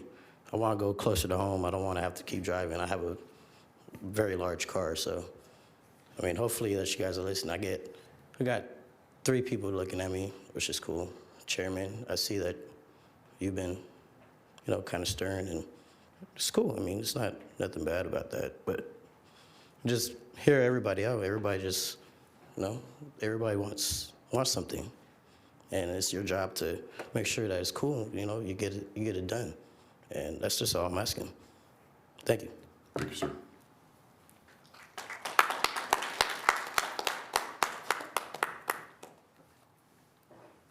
Hello to all the chairmans. I'm Katrina McCormick. I just wanted to stand here and say today, marijuana has a lot more ways of being beneficial than just smoking. It has many forms, such as CBD, that's used for pain. It's a reliever for seizures, arthritis, Parkinson's. I myself was hit by a drunk driver at the age of 16. I'm paralyzed. Looking at me, you think I'm totally okay because I'm well dressed. But I have a brace. I'm completely paralyzed. I can't move my foot up and down. But through the grace of God, He allows me to get around. The use of medical marijuana has been such a blessing. I just can't even really stand here and get the words out. It does relieve. CBD is a pain reliever for seizures, arthritis, Parkinson's, and many other diseases. Marijuana comes in edibles. It's a food source. It's a natural healing resource. It's sent to us by God. Pills are man-made.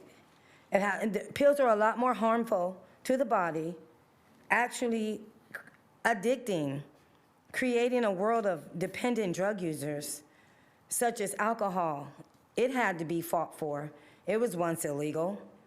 We take a stand today, verbally and physically, on behalf of medical marijuana. It brings peace and love. Thank you. Thank you. Could I ask with a show of hands how many other speakers there would like to say something today? 3, 4? There's some more outside. I can get Mr. them. Lu- I can get them. That's up to you, sir. I'm not asking you to. I'm not telling you to. If you'd like to get them, you can get them. What I'm going to say is, well, give me an idea. How many more are there? Okay, I know that. At this point, but they're going to discuss each and every item on the list as well, individually. They can do. I believe it's a taxation issue and all has to do with it. That's good. I know that we have some folks here that have to get somewhere that need to make some presentations. We only have 3 items that are off consent. But I want to make sure that everyone gets a chance to speak. They came here to speak. So is it appropriate to take a pause during public presentations, move to those items, and come back to public presentations at the end of our morning session? Is that allowable? Chairman Couch, you certainly could do that. Okay. This won't take very long, but I know these folks have to be somewhere else. So I'd like to pause on public presentations right now. We'll come back to it at the end of the agenda, and we'll go to item 39. Since you're standing there, sir, why don't you give us your presentation, or you can wait, whichever you prefer. I'll present it since Okay. I'm up here. Hello, how are you guys doing? My name is Dijon Hamilton. I'm a cannabis user. And I just wanted to say, cannabis, it's a good thing, it's positive, it brings people together. It helps people be creative, it helps people who are suffering with issues, dealing with depression, dealing with the loss of a loved one, things like that, oh, I'm so nervous right now. Take your time, man. Take your time. You have 2 minutes.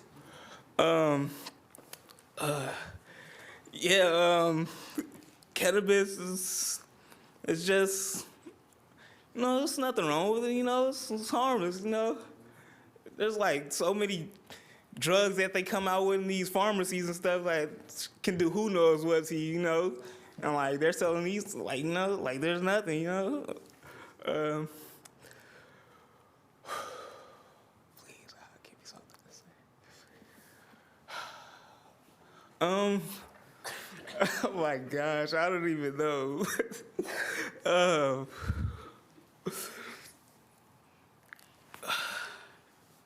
You know, We can come back to you and cannabis save your 45 seconds till later.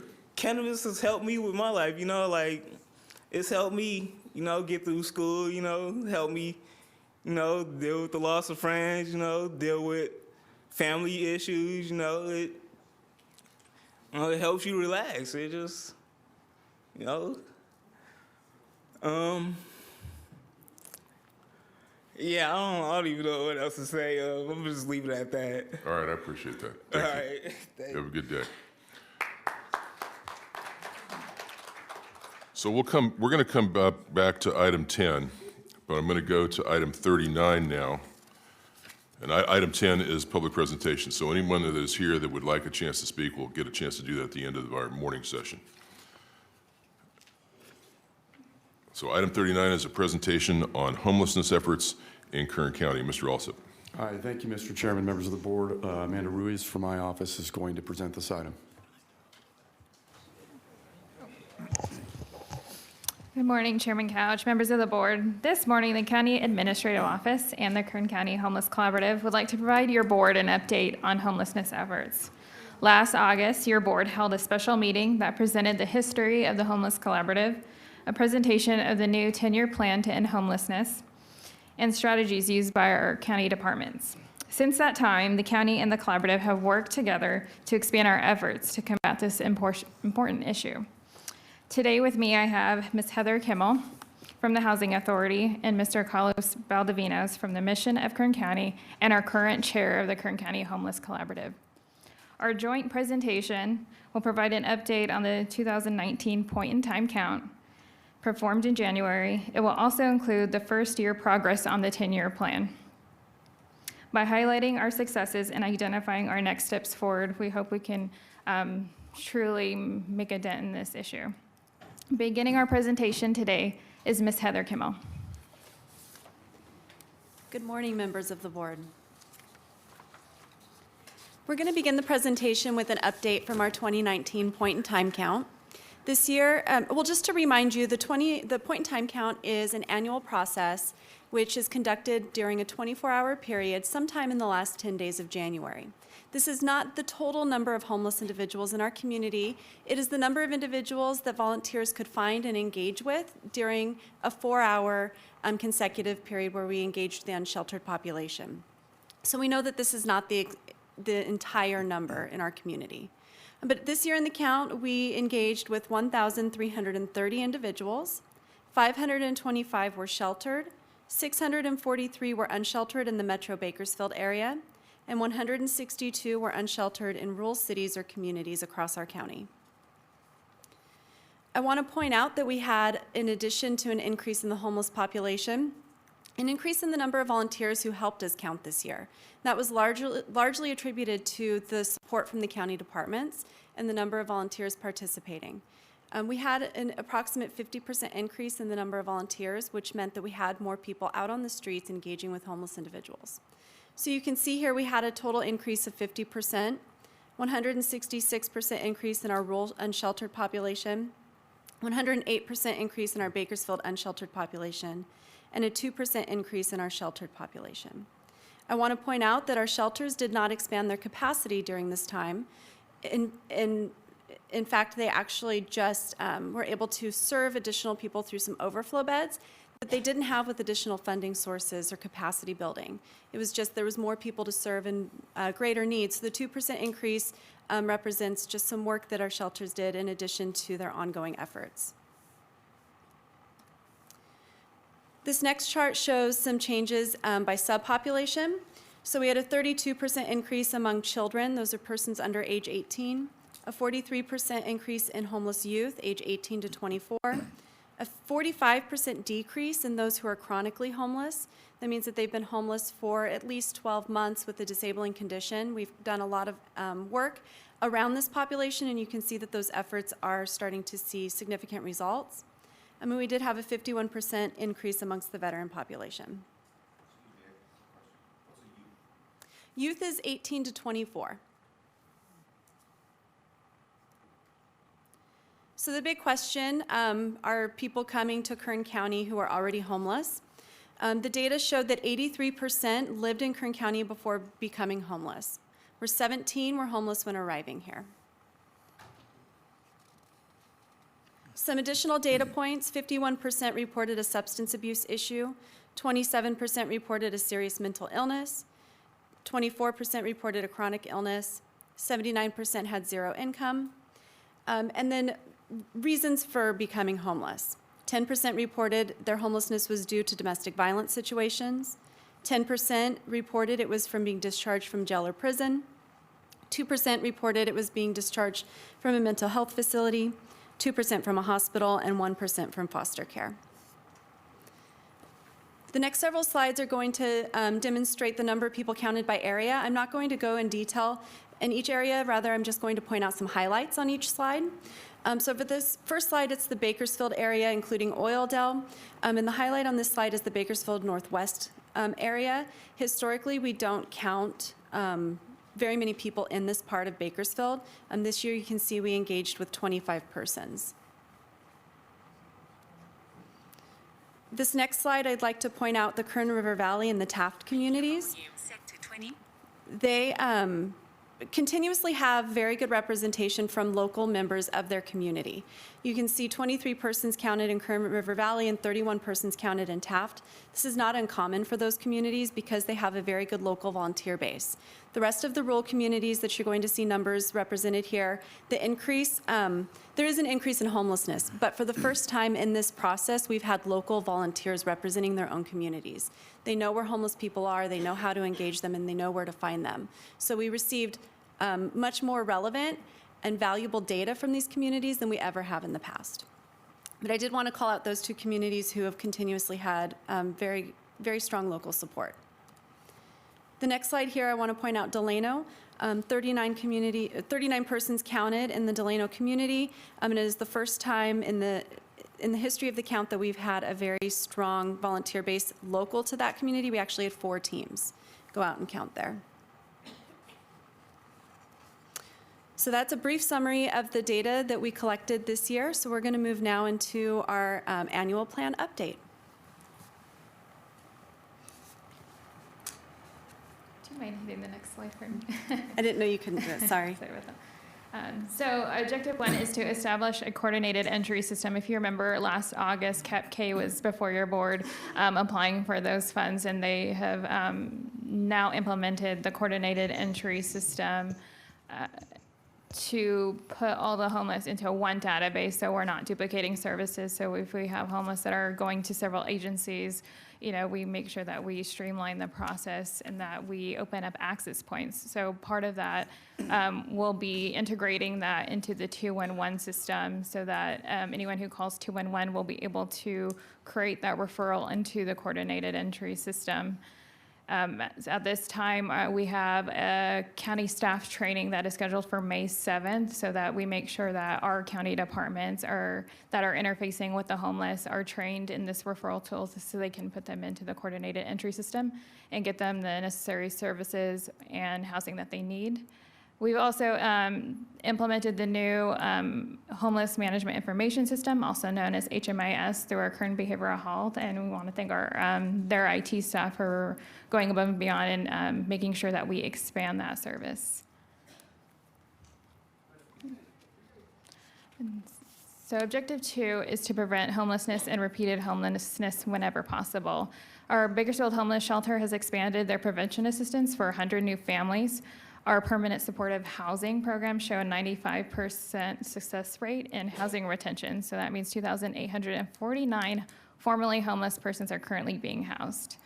Our Aging and Adult Services has been recently awarded a Home Safe grant that focuses on homelessness for our seniors. And immediately after our point in time count, the Homeless Collaborative had 7 homeless resource fairs countywide, so that's 7 different cities. They were out there 7 in the morning, and the snow, the wind, the rain, you name it, and they served over 1,000 at-risk persons. And so that kind of brought to our attention the need to focus on our at-risk of being homeless as well as our already homeless population. So our next steps for Objective 2 is one is to engage our law enforcement and local hospitals to coordinate discharge planning. So we do have programs at Laredo, and I think it's important we have that conversation and work with the collaborative to make sure that we're not just discharging anyone into homelessness. We also want to make sure that we begin an outreach pilot program for our homeless and runaway youth. So those that are potentially in foster care, we want to make sure that we're expanding that prevention component. I think we saw in the numbers of the youth, we realize that is one thing that the data has showed us that we need to focus on. So part of that response will be applying for the HUD Youth Demonstration Grant, which is already underway. And then coming forward, they'll develop a community plan focusing specifically on prevention of homeless youth. So one of the gaps is the minimal prevention funding that is allowable to our agencies and to the county. There is limited funds for prevention. Majority of the funds is specific for those who are experiencing homelessness. You also have to remember that homelessness does not mean if you're couch surfing, that is not considered homeless. So that's one of the things we're gonna be looking towards and working with Collaborative is, those who are at risk of being homeless and so any help we can provide from the county services, I think that's a huge focus. We also need to expand our respite care beds. Currently, we don't have an agency that does this, so that is something we are looking into. And so this is the data from our HMIS system that behavioral health operates. So you can see the numbers are steadily increasing over time. So, I mean, this just gives you a picture of where our focus really should be. Although we do have a lot of homelessness, the prevention component is just glaring. So Objective 3 is to improve the economic security, health, stability of homeless and at-risk people. Our Bakersfield Homeless Shelter has expanded their bridge employment program. That has increased 124%. I think they have contracts with the city of Bakersfield as well as I think District 3 and District 4. We also continue to work with Kern Medical's Whole Person Care program, which expands medical benefits. One of the things that they're working on is providing showers to the homeless, which is just an access point to try to provide additional wraparound services so we can make contact with the homeless and hopefully get them off the street. Kern Behavioral Health is also providing 2 recovery stations. One will be in Bakersfield and an additional one will be in Delano.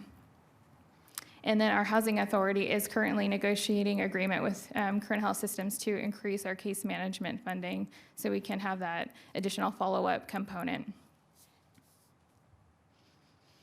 So our next steps is to create a training program to teach staff and service providers how to access mainstream benefits. And part of that from the county perspective is really outlining the services that we have to offer and just coming together with the collaborative to kind of show and share our information.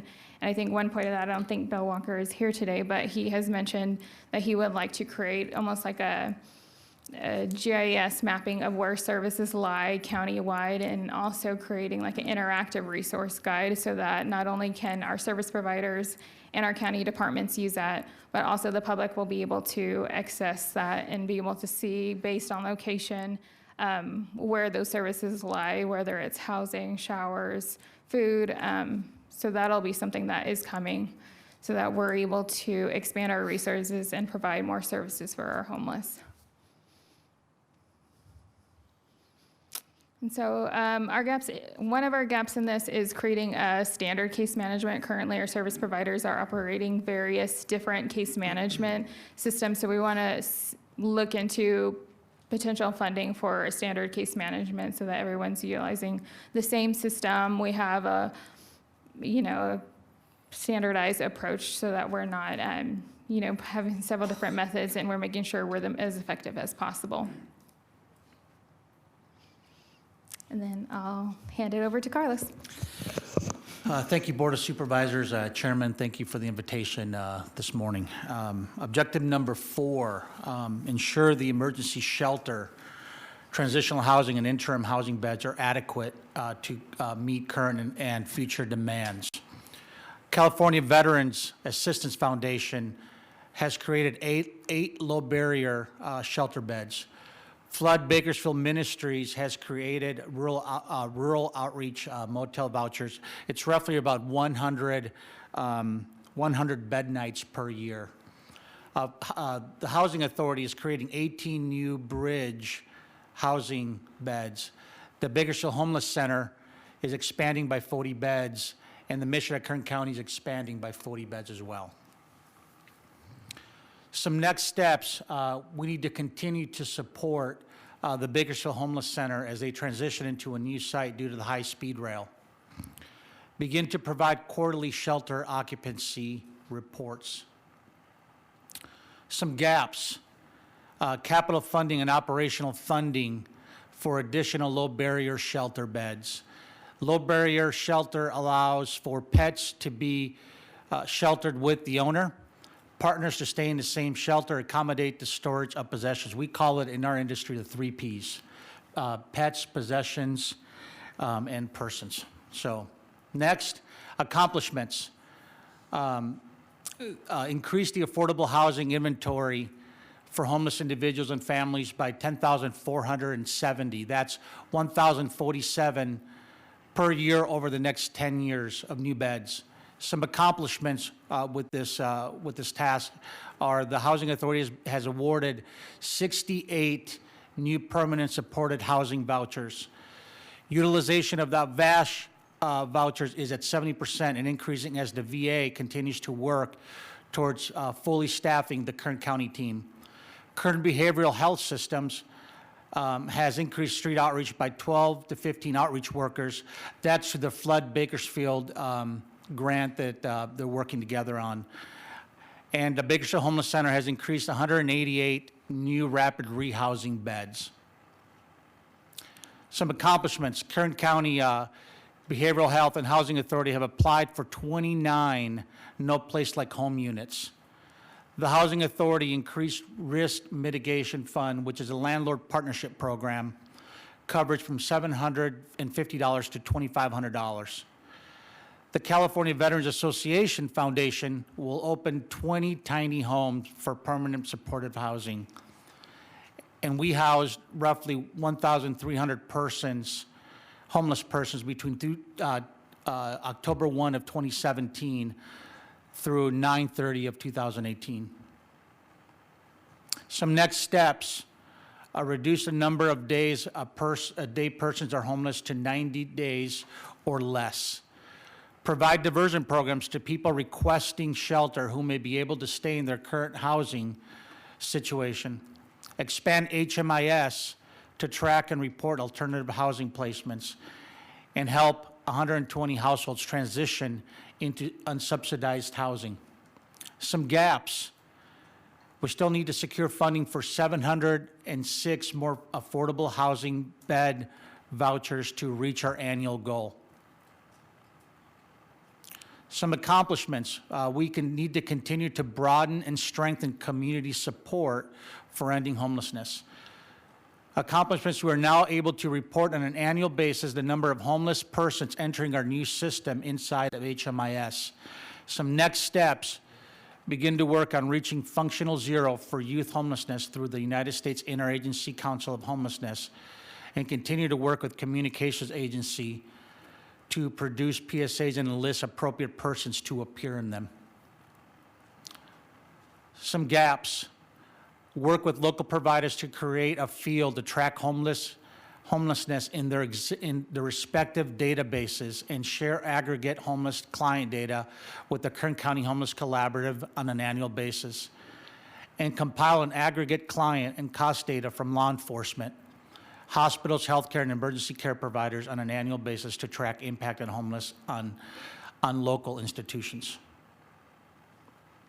And that would wrap it up. We went through it fairly quick, a 30-minute presentation, roughly in about 15 minutes. So I thank you for your time, supervisors. There's a lot of work that has been done, but we understand there's still a lot more work to be done in the days ahead. So we certainly appreciate the cooperation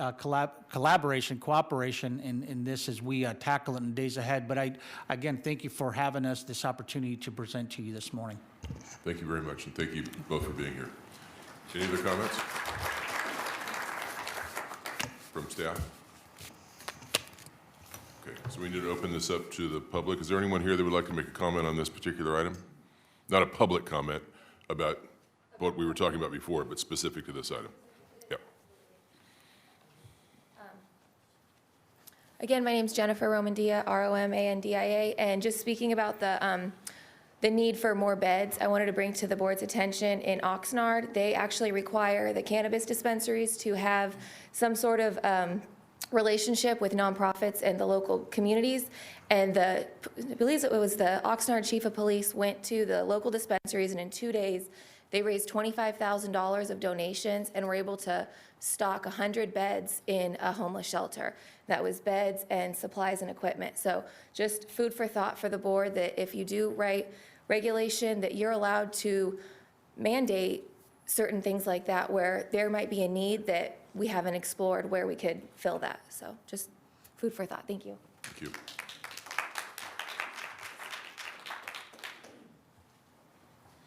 All right. Timothy Blakely, Roseman, California. I'm in District 2 with Zach Scrivener. We are very interested over there in Roseman about getting homeless programs and things like that in. We don't have regular standstill homeless problems. We have transient problems, mostly in and out coming through. And when they come through like a wave of locusts, causing all kinds of crime with them. So we have a homeless problem with also a crime problem on top of it. We're a border town right along the main freeways and corridors. So these are problems we deal with. I know a lot of you are having a touchy problem with cannabis right now, but in that area, we are so left alone out there in Roseman, Zach, that a lot of times they have to rely on us little cannabis companies out there to make sure that they get donations for turkeys and things for their local organizations and homeless programs and stuff. So we do a lot of those things out there. I didn't mean to throw the cannabis thing out there, but in our situation, it does apply. And I believe you can send us some more help out there. Along with this program I just heard, sounds like it has lots to offer.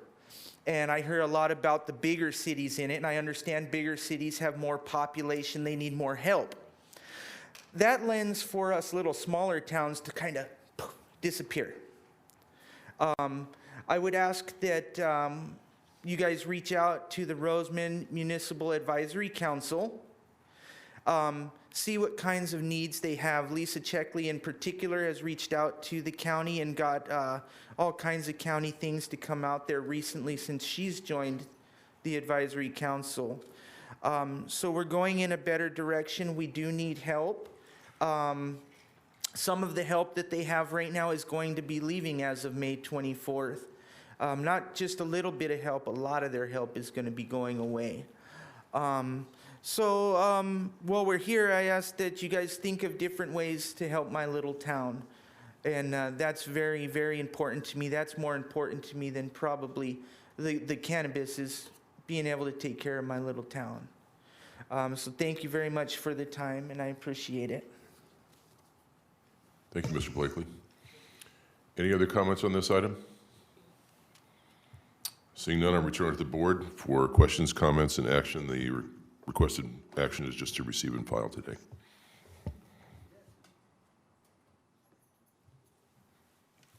I'm sorry. I ought to pay attention to this. Supervisor Maggard. Thank you. I'd like to ask staff for an update of what we're doing to how our delivery of mental health services folds into the presentation that was made today.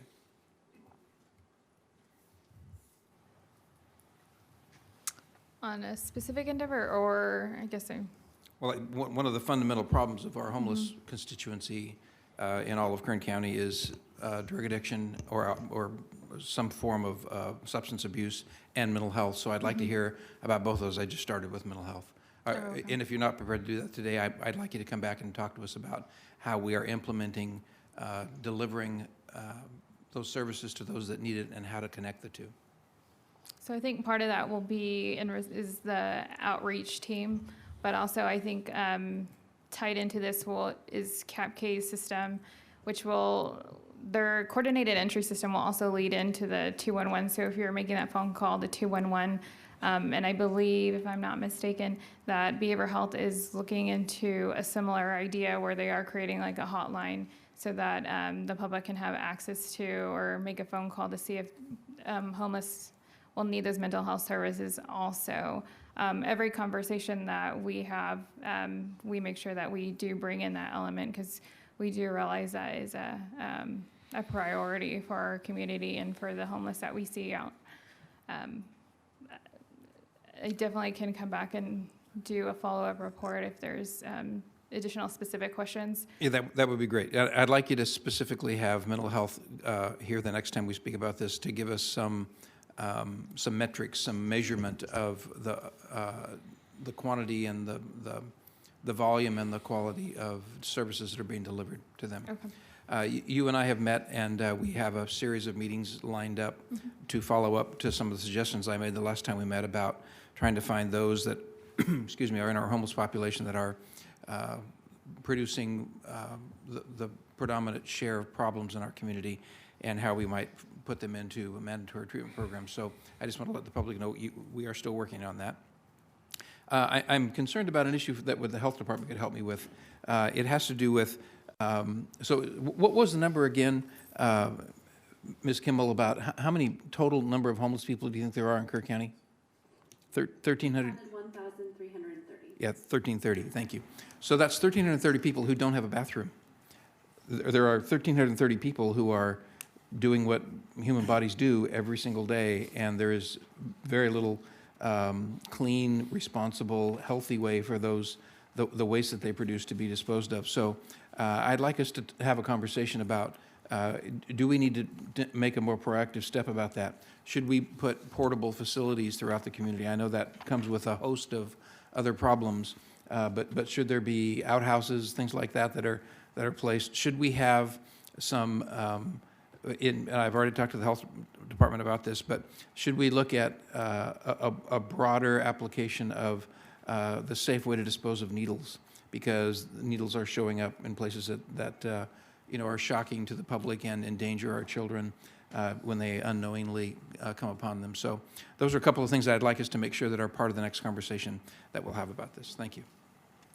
Thank you, Supervisor. Supervisor Gleason. Thank you, Mr. Chairman.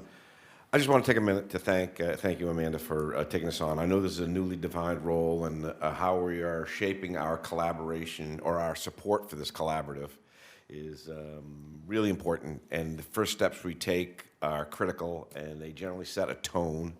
And I think that you have done a remarkable job on getting us this far so quickly, and so that we're actually being able to look at numbers and try to make some sense of what we're finding out. And that's where we are right now, is trying to make sense of all this and identifying the current problem so we can fix it. What I'm interested is how are we going to be able, as we go through this process, what metric are we looking at to know that we are on the right vector? What are we looking at, like maybe next year seeing a reduction in the pit count? Or are we looking to see, how are we going to define our success as we move forward? Any ideas on that yet? I think part of that will be the homeless management information system and looking at that data. But also we mentioned making sure like our departments and other service providers are tracking the homeless that are in their population or target population that they're serving. I think that's somewhere where we're lacking. We also need to make sure that we're collaborating and that our county departments have access to that data. I don't want to create two separate databases, but I think we need to share information. And I think that's something that we're internally working on and making sure, so we're tracking all of the services that we provide. And part of that is trying to create that baseline so that when we do make changes and we do implement new ideas and projects, that we are able to measure that and define internally, not only with a pit count, but also outside of that, and also looking at those that are at risk of being homeless, because that that's a population that is not being included in the point in time count and something we need to look at and measure. Right.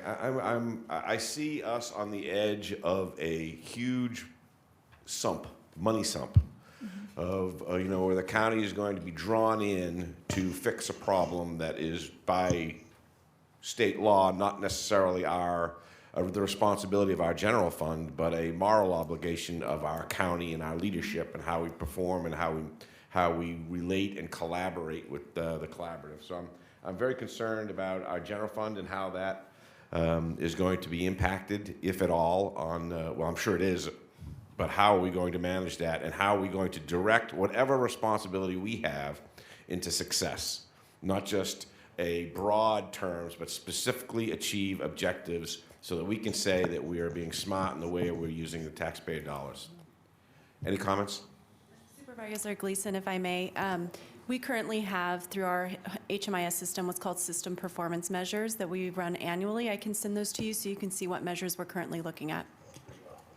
Great, thanks. I saw somebody else reaching for a mic over there. Chairman Couch, Yes. Supervisor Gleason, I just wanted to point out, I wanted to thank Amanda for her hard work on this. Also thank all of our partners all around the collaborative community.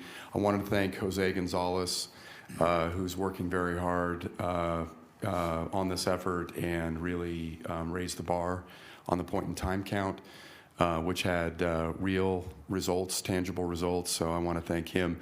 I just want to reiterate, if it hasn't been already, that this has been made a priority by your board for my office, and we are approaching it as a top priority. We are restructuring staff in a way that focuses efforts on that priority. We are working on building stronger relationships with all of the folks that really matter in this effort. People like Carlos and others, the Housing Authority, the Bakersfield Homeless Center, and there's a myriad of others. We are working collaboratively with Mr. Walker, who's the director of our mental health department, behavioral health and recovery services. All of that said, I had 2 meetings with Amanda yesterday over at the city, with the city manager's office. Carlos and I were in a separate meeting together just yesterday on this subject. There's lots happening. So while it's a priority, it's a work in progress, and so we don't have a lot of direct, solid answers on a lot of these questions, but we're working to get to a point where we do. And so I just wanted to let your board know that this remains a priority for our office going forward. Thank you. To close out my comments, I just wanted to say once again, thanks, Amanda, for you and your team and all you're doing. I sincerely appreciate it. Supervisor Perez? Thank you. Receive and file, make the motion to receive and file, and so appreciate your work and the increased focus on these issues, in particular, the many practices that are taking place around the country and we know around the state that are efficient, that save the taxpayer a whole lot of money. And we obviously cannot continue to serve people in our emergency rooms. It's unsustainable, it is unwise, and inefficient. And so this is really exciting to think about wraparound services and holistic treatment for folks that we know very easily could be any one of us, any one of our children or loved ones under the wrong and tragic circumstances. So I think it behooves us all to be efficient, wise, intelligent about this process as it impacts all of us. And it also is, remarkably humane thing to do, which, despite our frustrations, is certainly the right thing to do always. So thank you very much, and I'll make that motion. Second. You have a motion and a second. Supervisor Maggard would like to make an additional comment. Thank you. I just wanted to make sure that, Ms. Kimball, when you give that information to Supervisor Gleason, please give it to all of us, because we're all going to want to. I can send it to Amanda for her to distribute if that's fine. Thank you very much. Thank you. You have a motion and a second. Please cast your votes.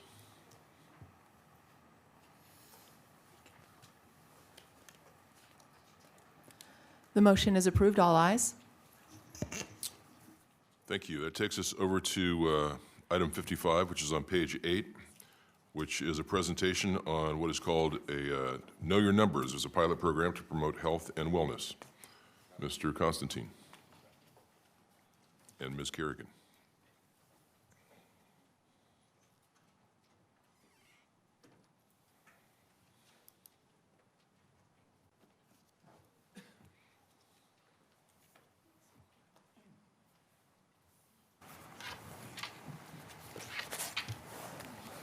Good morning, Mr. Chairman, members of the board. My name's Bryn Kerrigan. I'm your Assistant Director of Kern County Public Health. As I'm sure your board is aware, Kern County struggles with extremely high obesity and chronic disease rates. Specifically, approximately 75% of Kern County adults are either overweight or obese.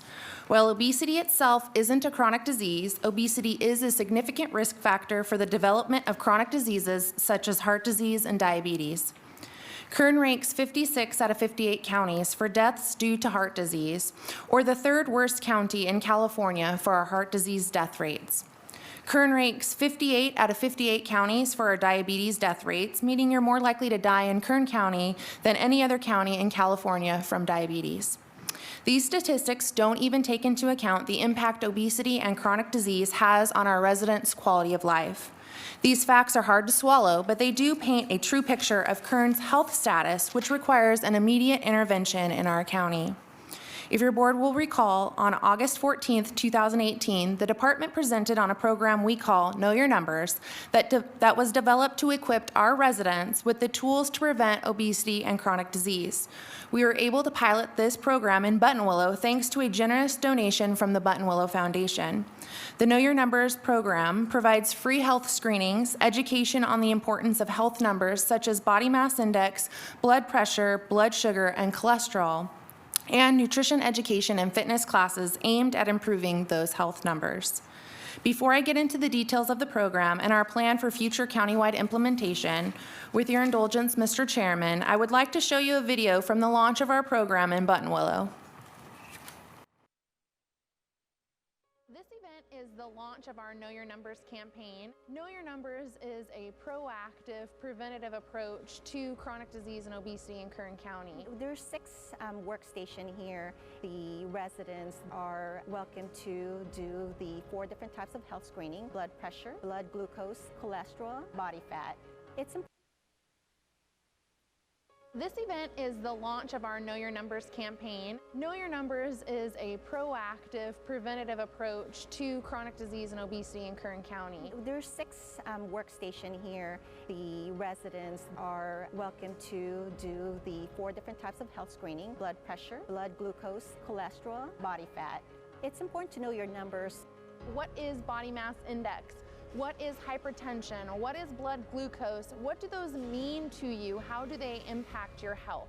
Unfortunately, in Kern County, you're more likely to die from diabetes than anywhere else in the state of California, and so this program needed to happen. To solve a problem, you have to know what the problem is. Knowing your numbers is knowing what the problem is. The second is education and changing the way you live, the way you eat, the way you exercise. People can take part immediately and know your numbers. We really recommend that you would go to the doctor now and know your numbers.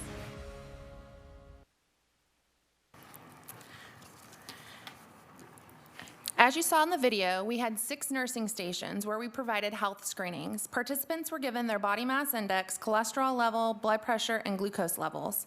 During our pilot in Buttonwillow, we were able to inform a participant that she was diabetic when she didn't know she was and link her to care for her disease. Participants received a passport for life with ideal levels and their screening results for comparison. Ms. Krause has provided each of you with your own passport for life, and I would like to show you one on the document reader as I describe what its purpose is.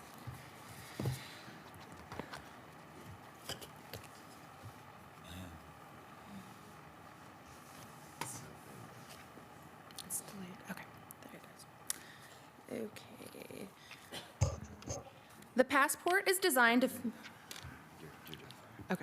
The passport was designed to fit in the wallet, log health screening numbers, and document progress. The back of the passport lists the recommended health numbers of the average person for these categories. After the initial health screenings occurred, for the next 12 weeks, we provided intensive nutrition and fitness classes 2 times per week. At the end of the 12-week intervention, we provided a follow-up health screening. The follow-up health screening showed the following: 64% of screen participants had reduced blood glucose levels, 55% of screen participants had reduced cholesterol levels, and 59% of screen participants had a lower body mass index. Mr. Chairman, with your permission, Regina Houchin from Buttonwillow is here in the audience, and I would like to ask her to share with you her experience about the Know Your Numbers program. Thank you. Good morning. Good morning, Chairman and other board members. It's with a pleasure that I'm here just to share what Know Your Numbers meant to Buttonwillow. Buttonwillow, we're a farming community like many of your communities around. We have farm workers that love to eat the fats and use lots of greases, me included. But this program brought to mind to everyone, and I was very skeptical that the program would actually work, but bringing my cholesterol from 218 to 186 in 6 weeks shared exactly what this was. It's what it's meant to be. And so bringing this to Buttonwillow, we thought if we reached 20 people in our small community, we would be thrilled. During the 12-week program, I would say 50 or more participated in one of the two fitness classes and or the nutrition class. And together, we have been able to obtain additional funding that we are still in twice-a-week fitness classes. And we have an average of 20 people for each class. So you can see that the way it was presented, the way we bought into it as a community, it is working, and it will work for other communities if they just grab a hold of it and listen and learn.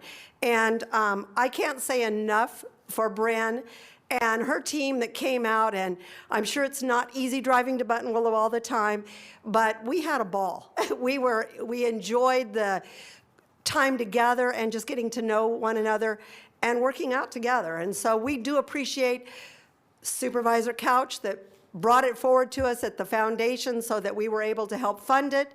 And the continuing funding is there, and we hope it just lasts through the summer and through the rest of my lifetime. So anyway, thank you very much, and thank you, Bren and Matt. Regina, thanks for coming today. Thank you for that. You have any other comments? I do. Okay. The department has allocated existing resources within the fiscal year 2019-20 budget to fund this program full-time. The program will be launched in 3 communities at any given time. The department will provide free health screenings, spend 6 weeks providing the intensive nutrition and fitness classes, and then provide follow-up free health screenings. The department will then go to 3 other communities and repeat the program in those communities.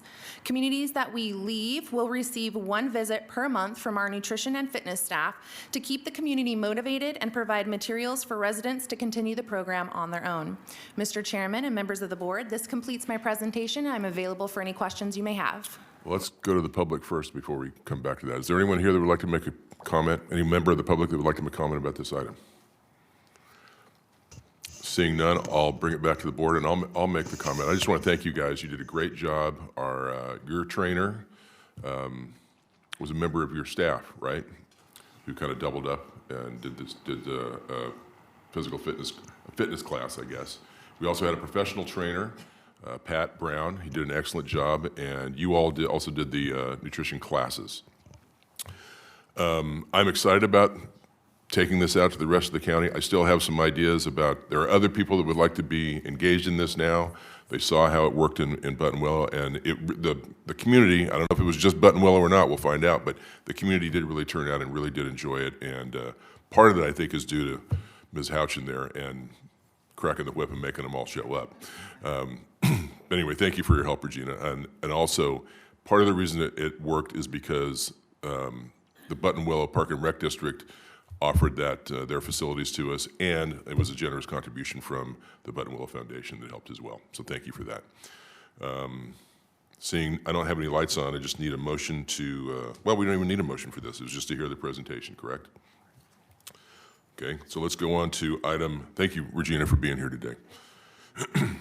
Item 56 is a presentation on the massage establishment program in Kern County and a request to set a public hearing on Tuesday, May 21st, 2019.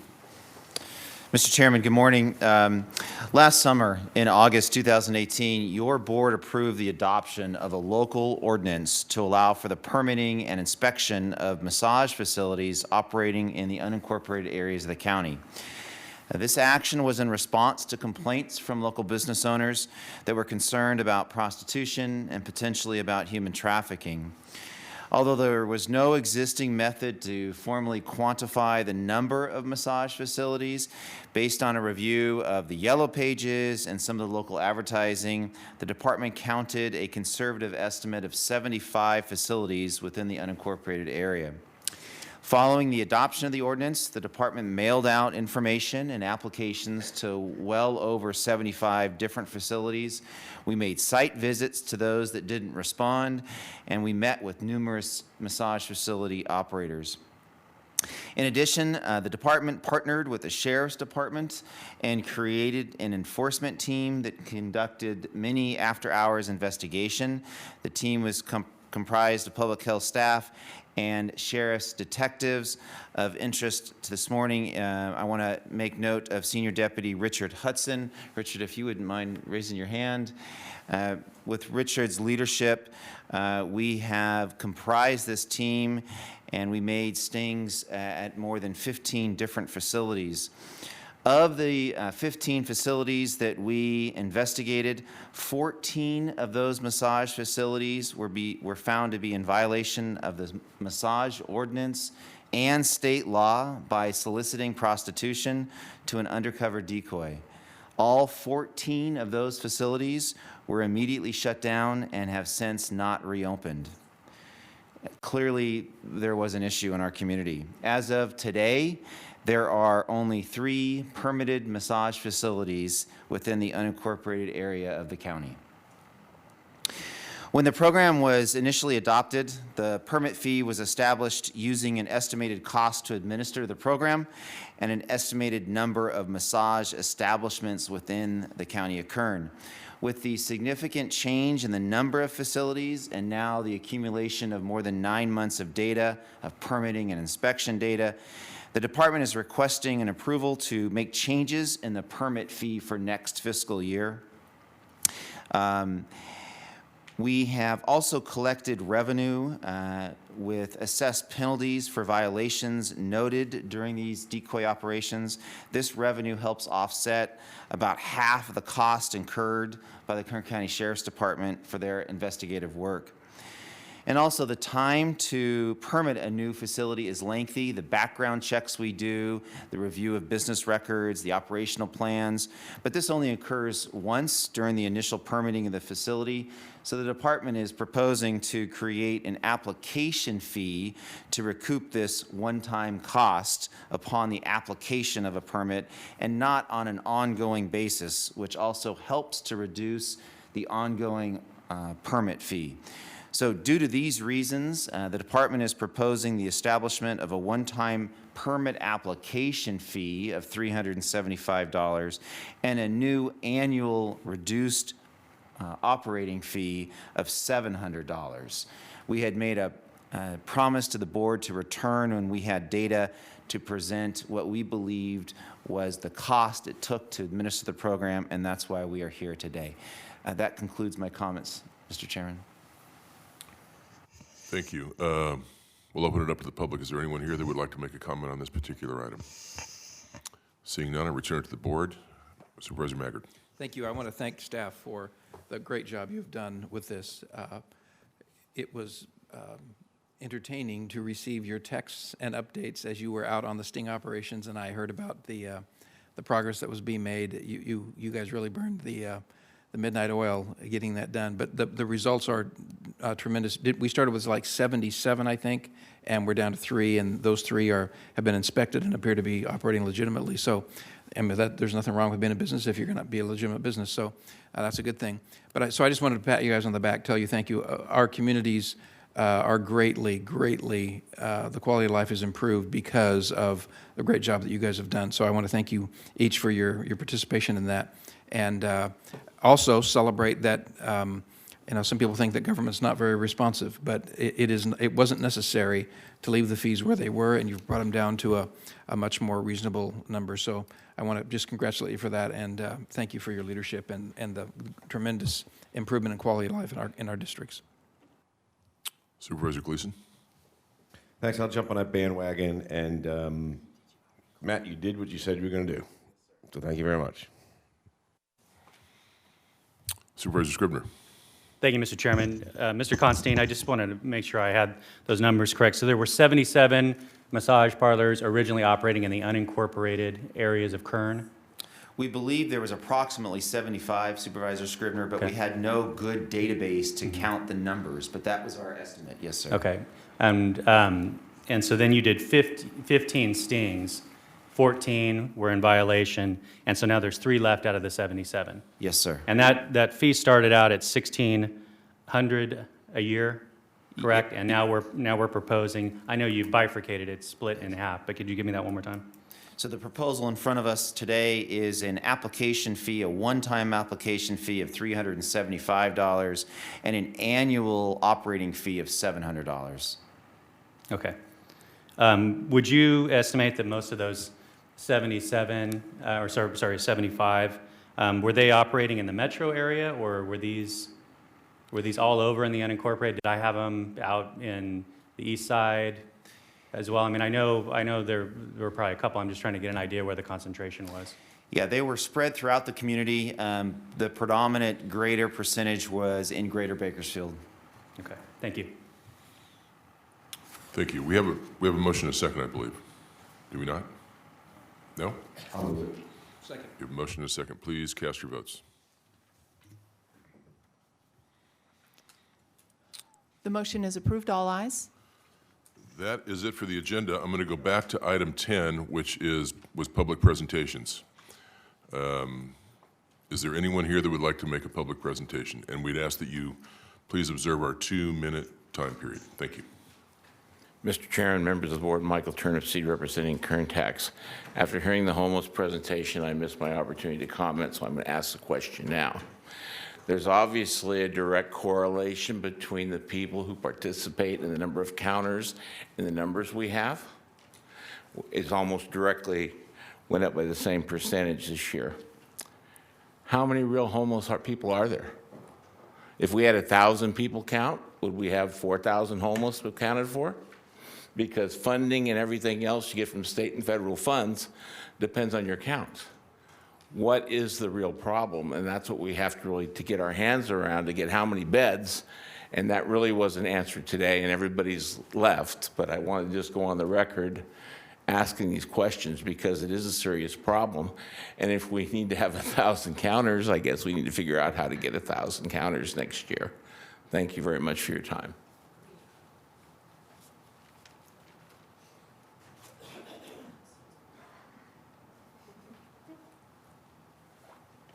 Who'll be next?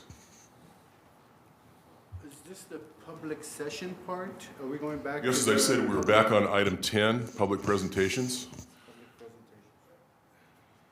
The people are coming right back. They're coming back. Well, we're going to give them a little bit, but is there anyone else here that would like to speak? Yes, ma'am. My name is Donna Clopton. I'm here on my own behalf, not my organization, but I have to give props to this company back here behind us, The Crop. They do so much in our community. They come out with us and they pick up syringes off the streets. They get their hands dirty. They actually give funding if we need funding. They are so professional, unlike these other people that when I went to the restroom earlier, I could smell the weed in their pockets. And I heard one of them say, let's go outside and get high real fast before we go back in. And that just irritates the you-know-what out of me. I'm so frustrated with people like that. I'm a former drug addict, and that kind of behavior is just wrong. We don't need it. We need professional, state-licensed dispensaries in our community. And please think twice before shutting these guys down. They do so much for us, and they need to stay in business. Thank you. Thank you. Who'll be next? If you'd like to speak, could I get you to come to the front row so we can get you up to the microphone very quickly? And please try to observe our 2-minute time restraint. Thank you, sir. Good morning. And give us your name before you start as well. My name is Damian Gonzalez with 2 Z's for my last name. Could you spell that for us? Yeah, my last name? Yes, it's Gonzalez. Damian? Yeah, with 2 A's. I'm here for the cannabis, but the thing is that I do not smoke, I do not do drugs, but I do 100% support it. Why? Because my cousin, he had a heart surgery, he has heart problems, and he was going to UCLA hospital, and they're telling him that they're giving him Norco pills and other type of pills as well. And they were telling him that he wasn't going to live for that long to the end of the year. But he turned to medical marijuana, and then surprisingly, he's still alive. A couple years ago, as me as well, because I do sports, I was injured from a soccer game. I was taken to a hospital, and they gave me a Norco pill, and that did not work out for me. I was over here passing out and sweating from it. And also, like, what I think about these shops, yes, you guys should tax them because it could help the community as well. Like, I come from Roseman, California. I graduated in Roseman High School. The high school doesn't have inefficient funds to support their sports, so that could help them as well, and it could help the roads, some roads that are messed up as well, and parks as well. Like United Park in Roseman is really dried up, and then no one goes there because of the grass is all dried up. And it used to be really fun to go when people used to play soccer and take their dogs for walks as well. So that's why I think you guys should not close it. But thank you. Thank you. Who'll be next?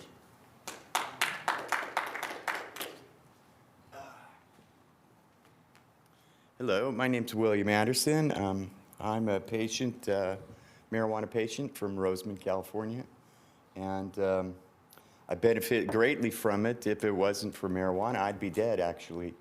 I wound up with anorexia, believe it or not, and it helps me keep my appetite, amongst other things, and relieves anxiety and all that. But I had a question for, who is the district leader of Roseman? You, Mr. Scrivener? Okay. Scrivener. Scrivener. How many petitions or signatures from your constituents would it take to change your mind?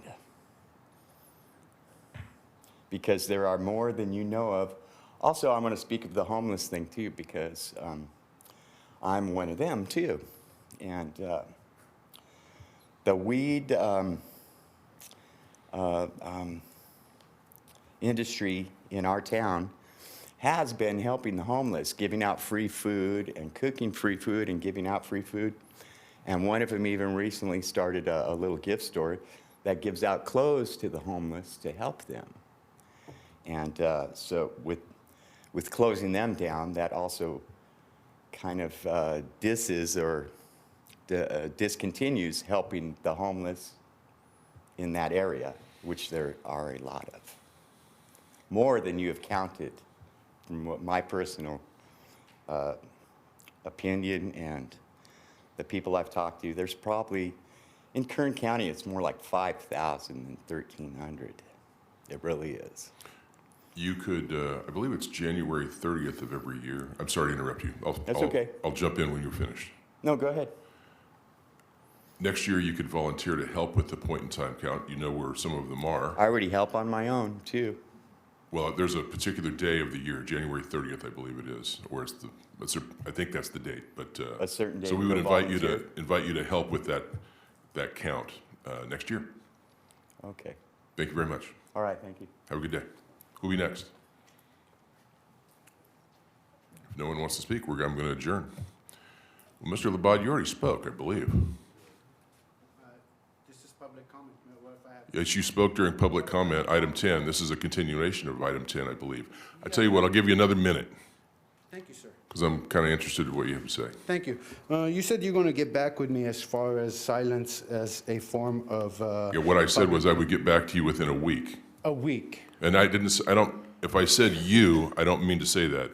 We will get a report back for the public, not specifically to you. I apologize. But you're part of the public. We couldn't get it in the afternoon session, which we'll be back at? I don't know that, so I'm not going to tell you that we can if I don't know that we can. Are you going to try, at least? Well, we have some items on our afternoon, our closed session agenda, so I don't want to lead you astray and give you an indication that we could get anything done that we might not be able to. Well, I can contact somebody else that would know, since... You're free to contact whoever you would like, but I'm going to contact our county council. County council would know whether... Well, they'll give us their opinion. Public presentation is allowed in the form of silence? Well, they would give us their, they would give us their opinion. She may have to research that, you know that. Yeah, okay. That's who I would contact for that. Well, that's who I'm going to contact. You can contact whoever you want. Okay. Well, thank you very much. Have a nice day. Thank you. All right, I think I'd like to ask for a motion to adjourn our AM session in memory of Chuck Haddad, David Price, and Fred Starr. So moved. Thank you. Without objection, we're adjourned.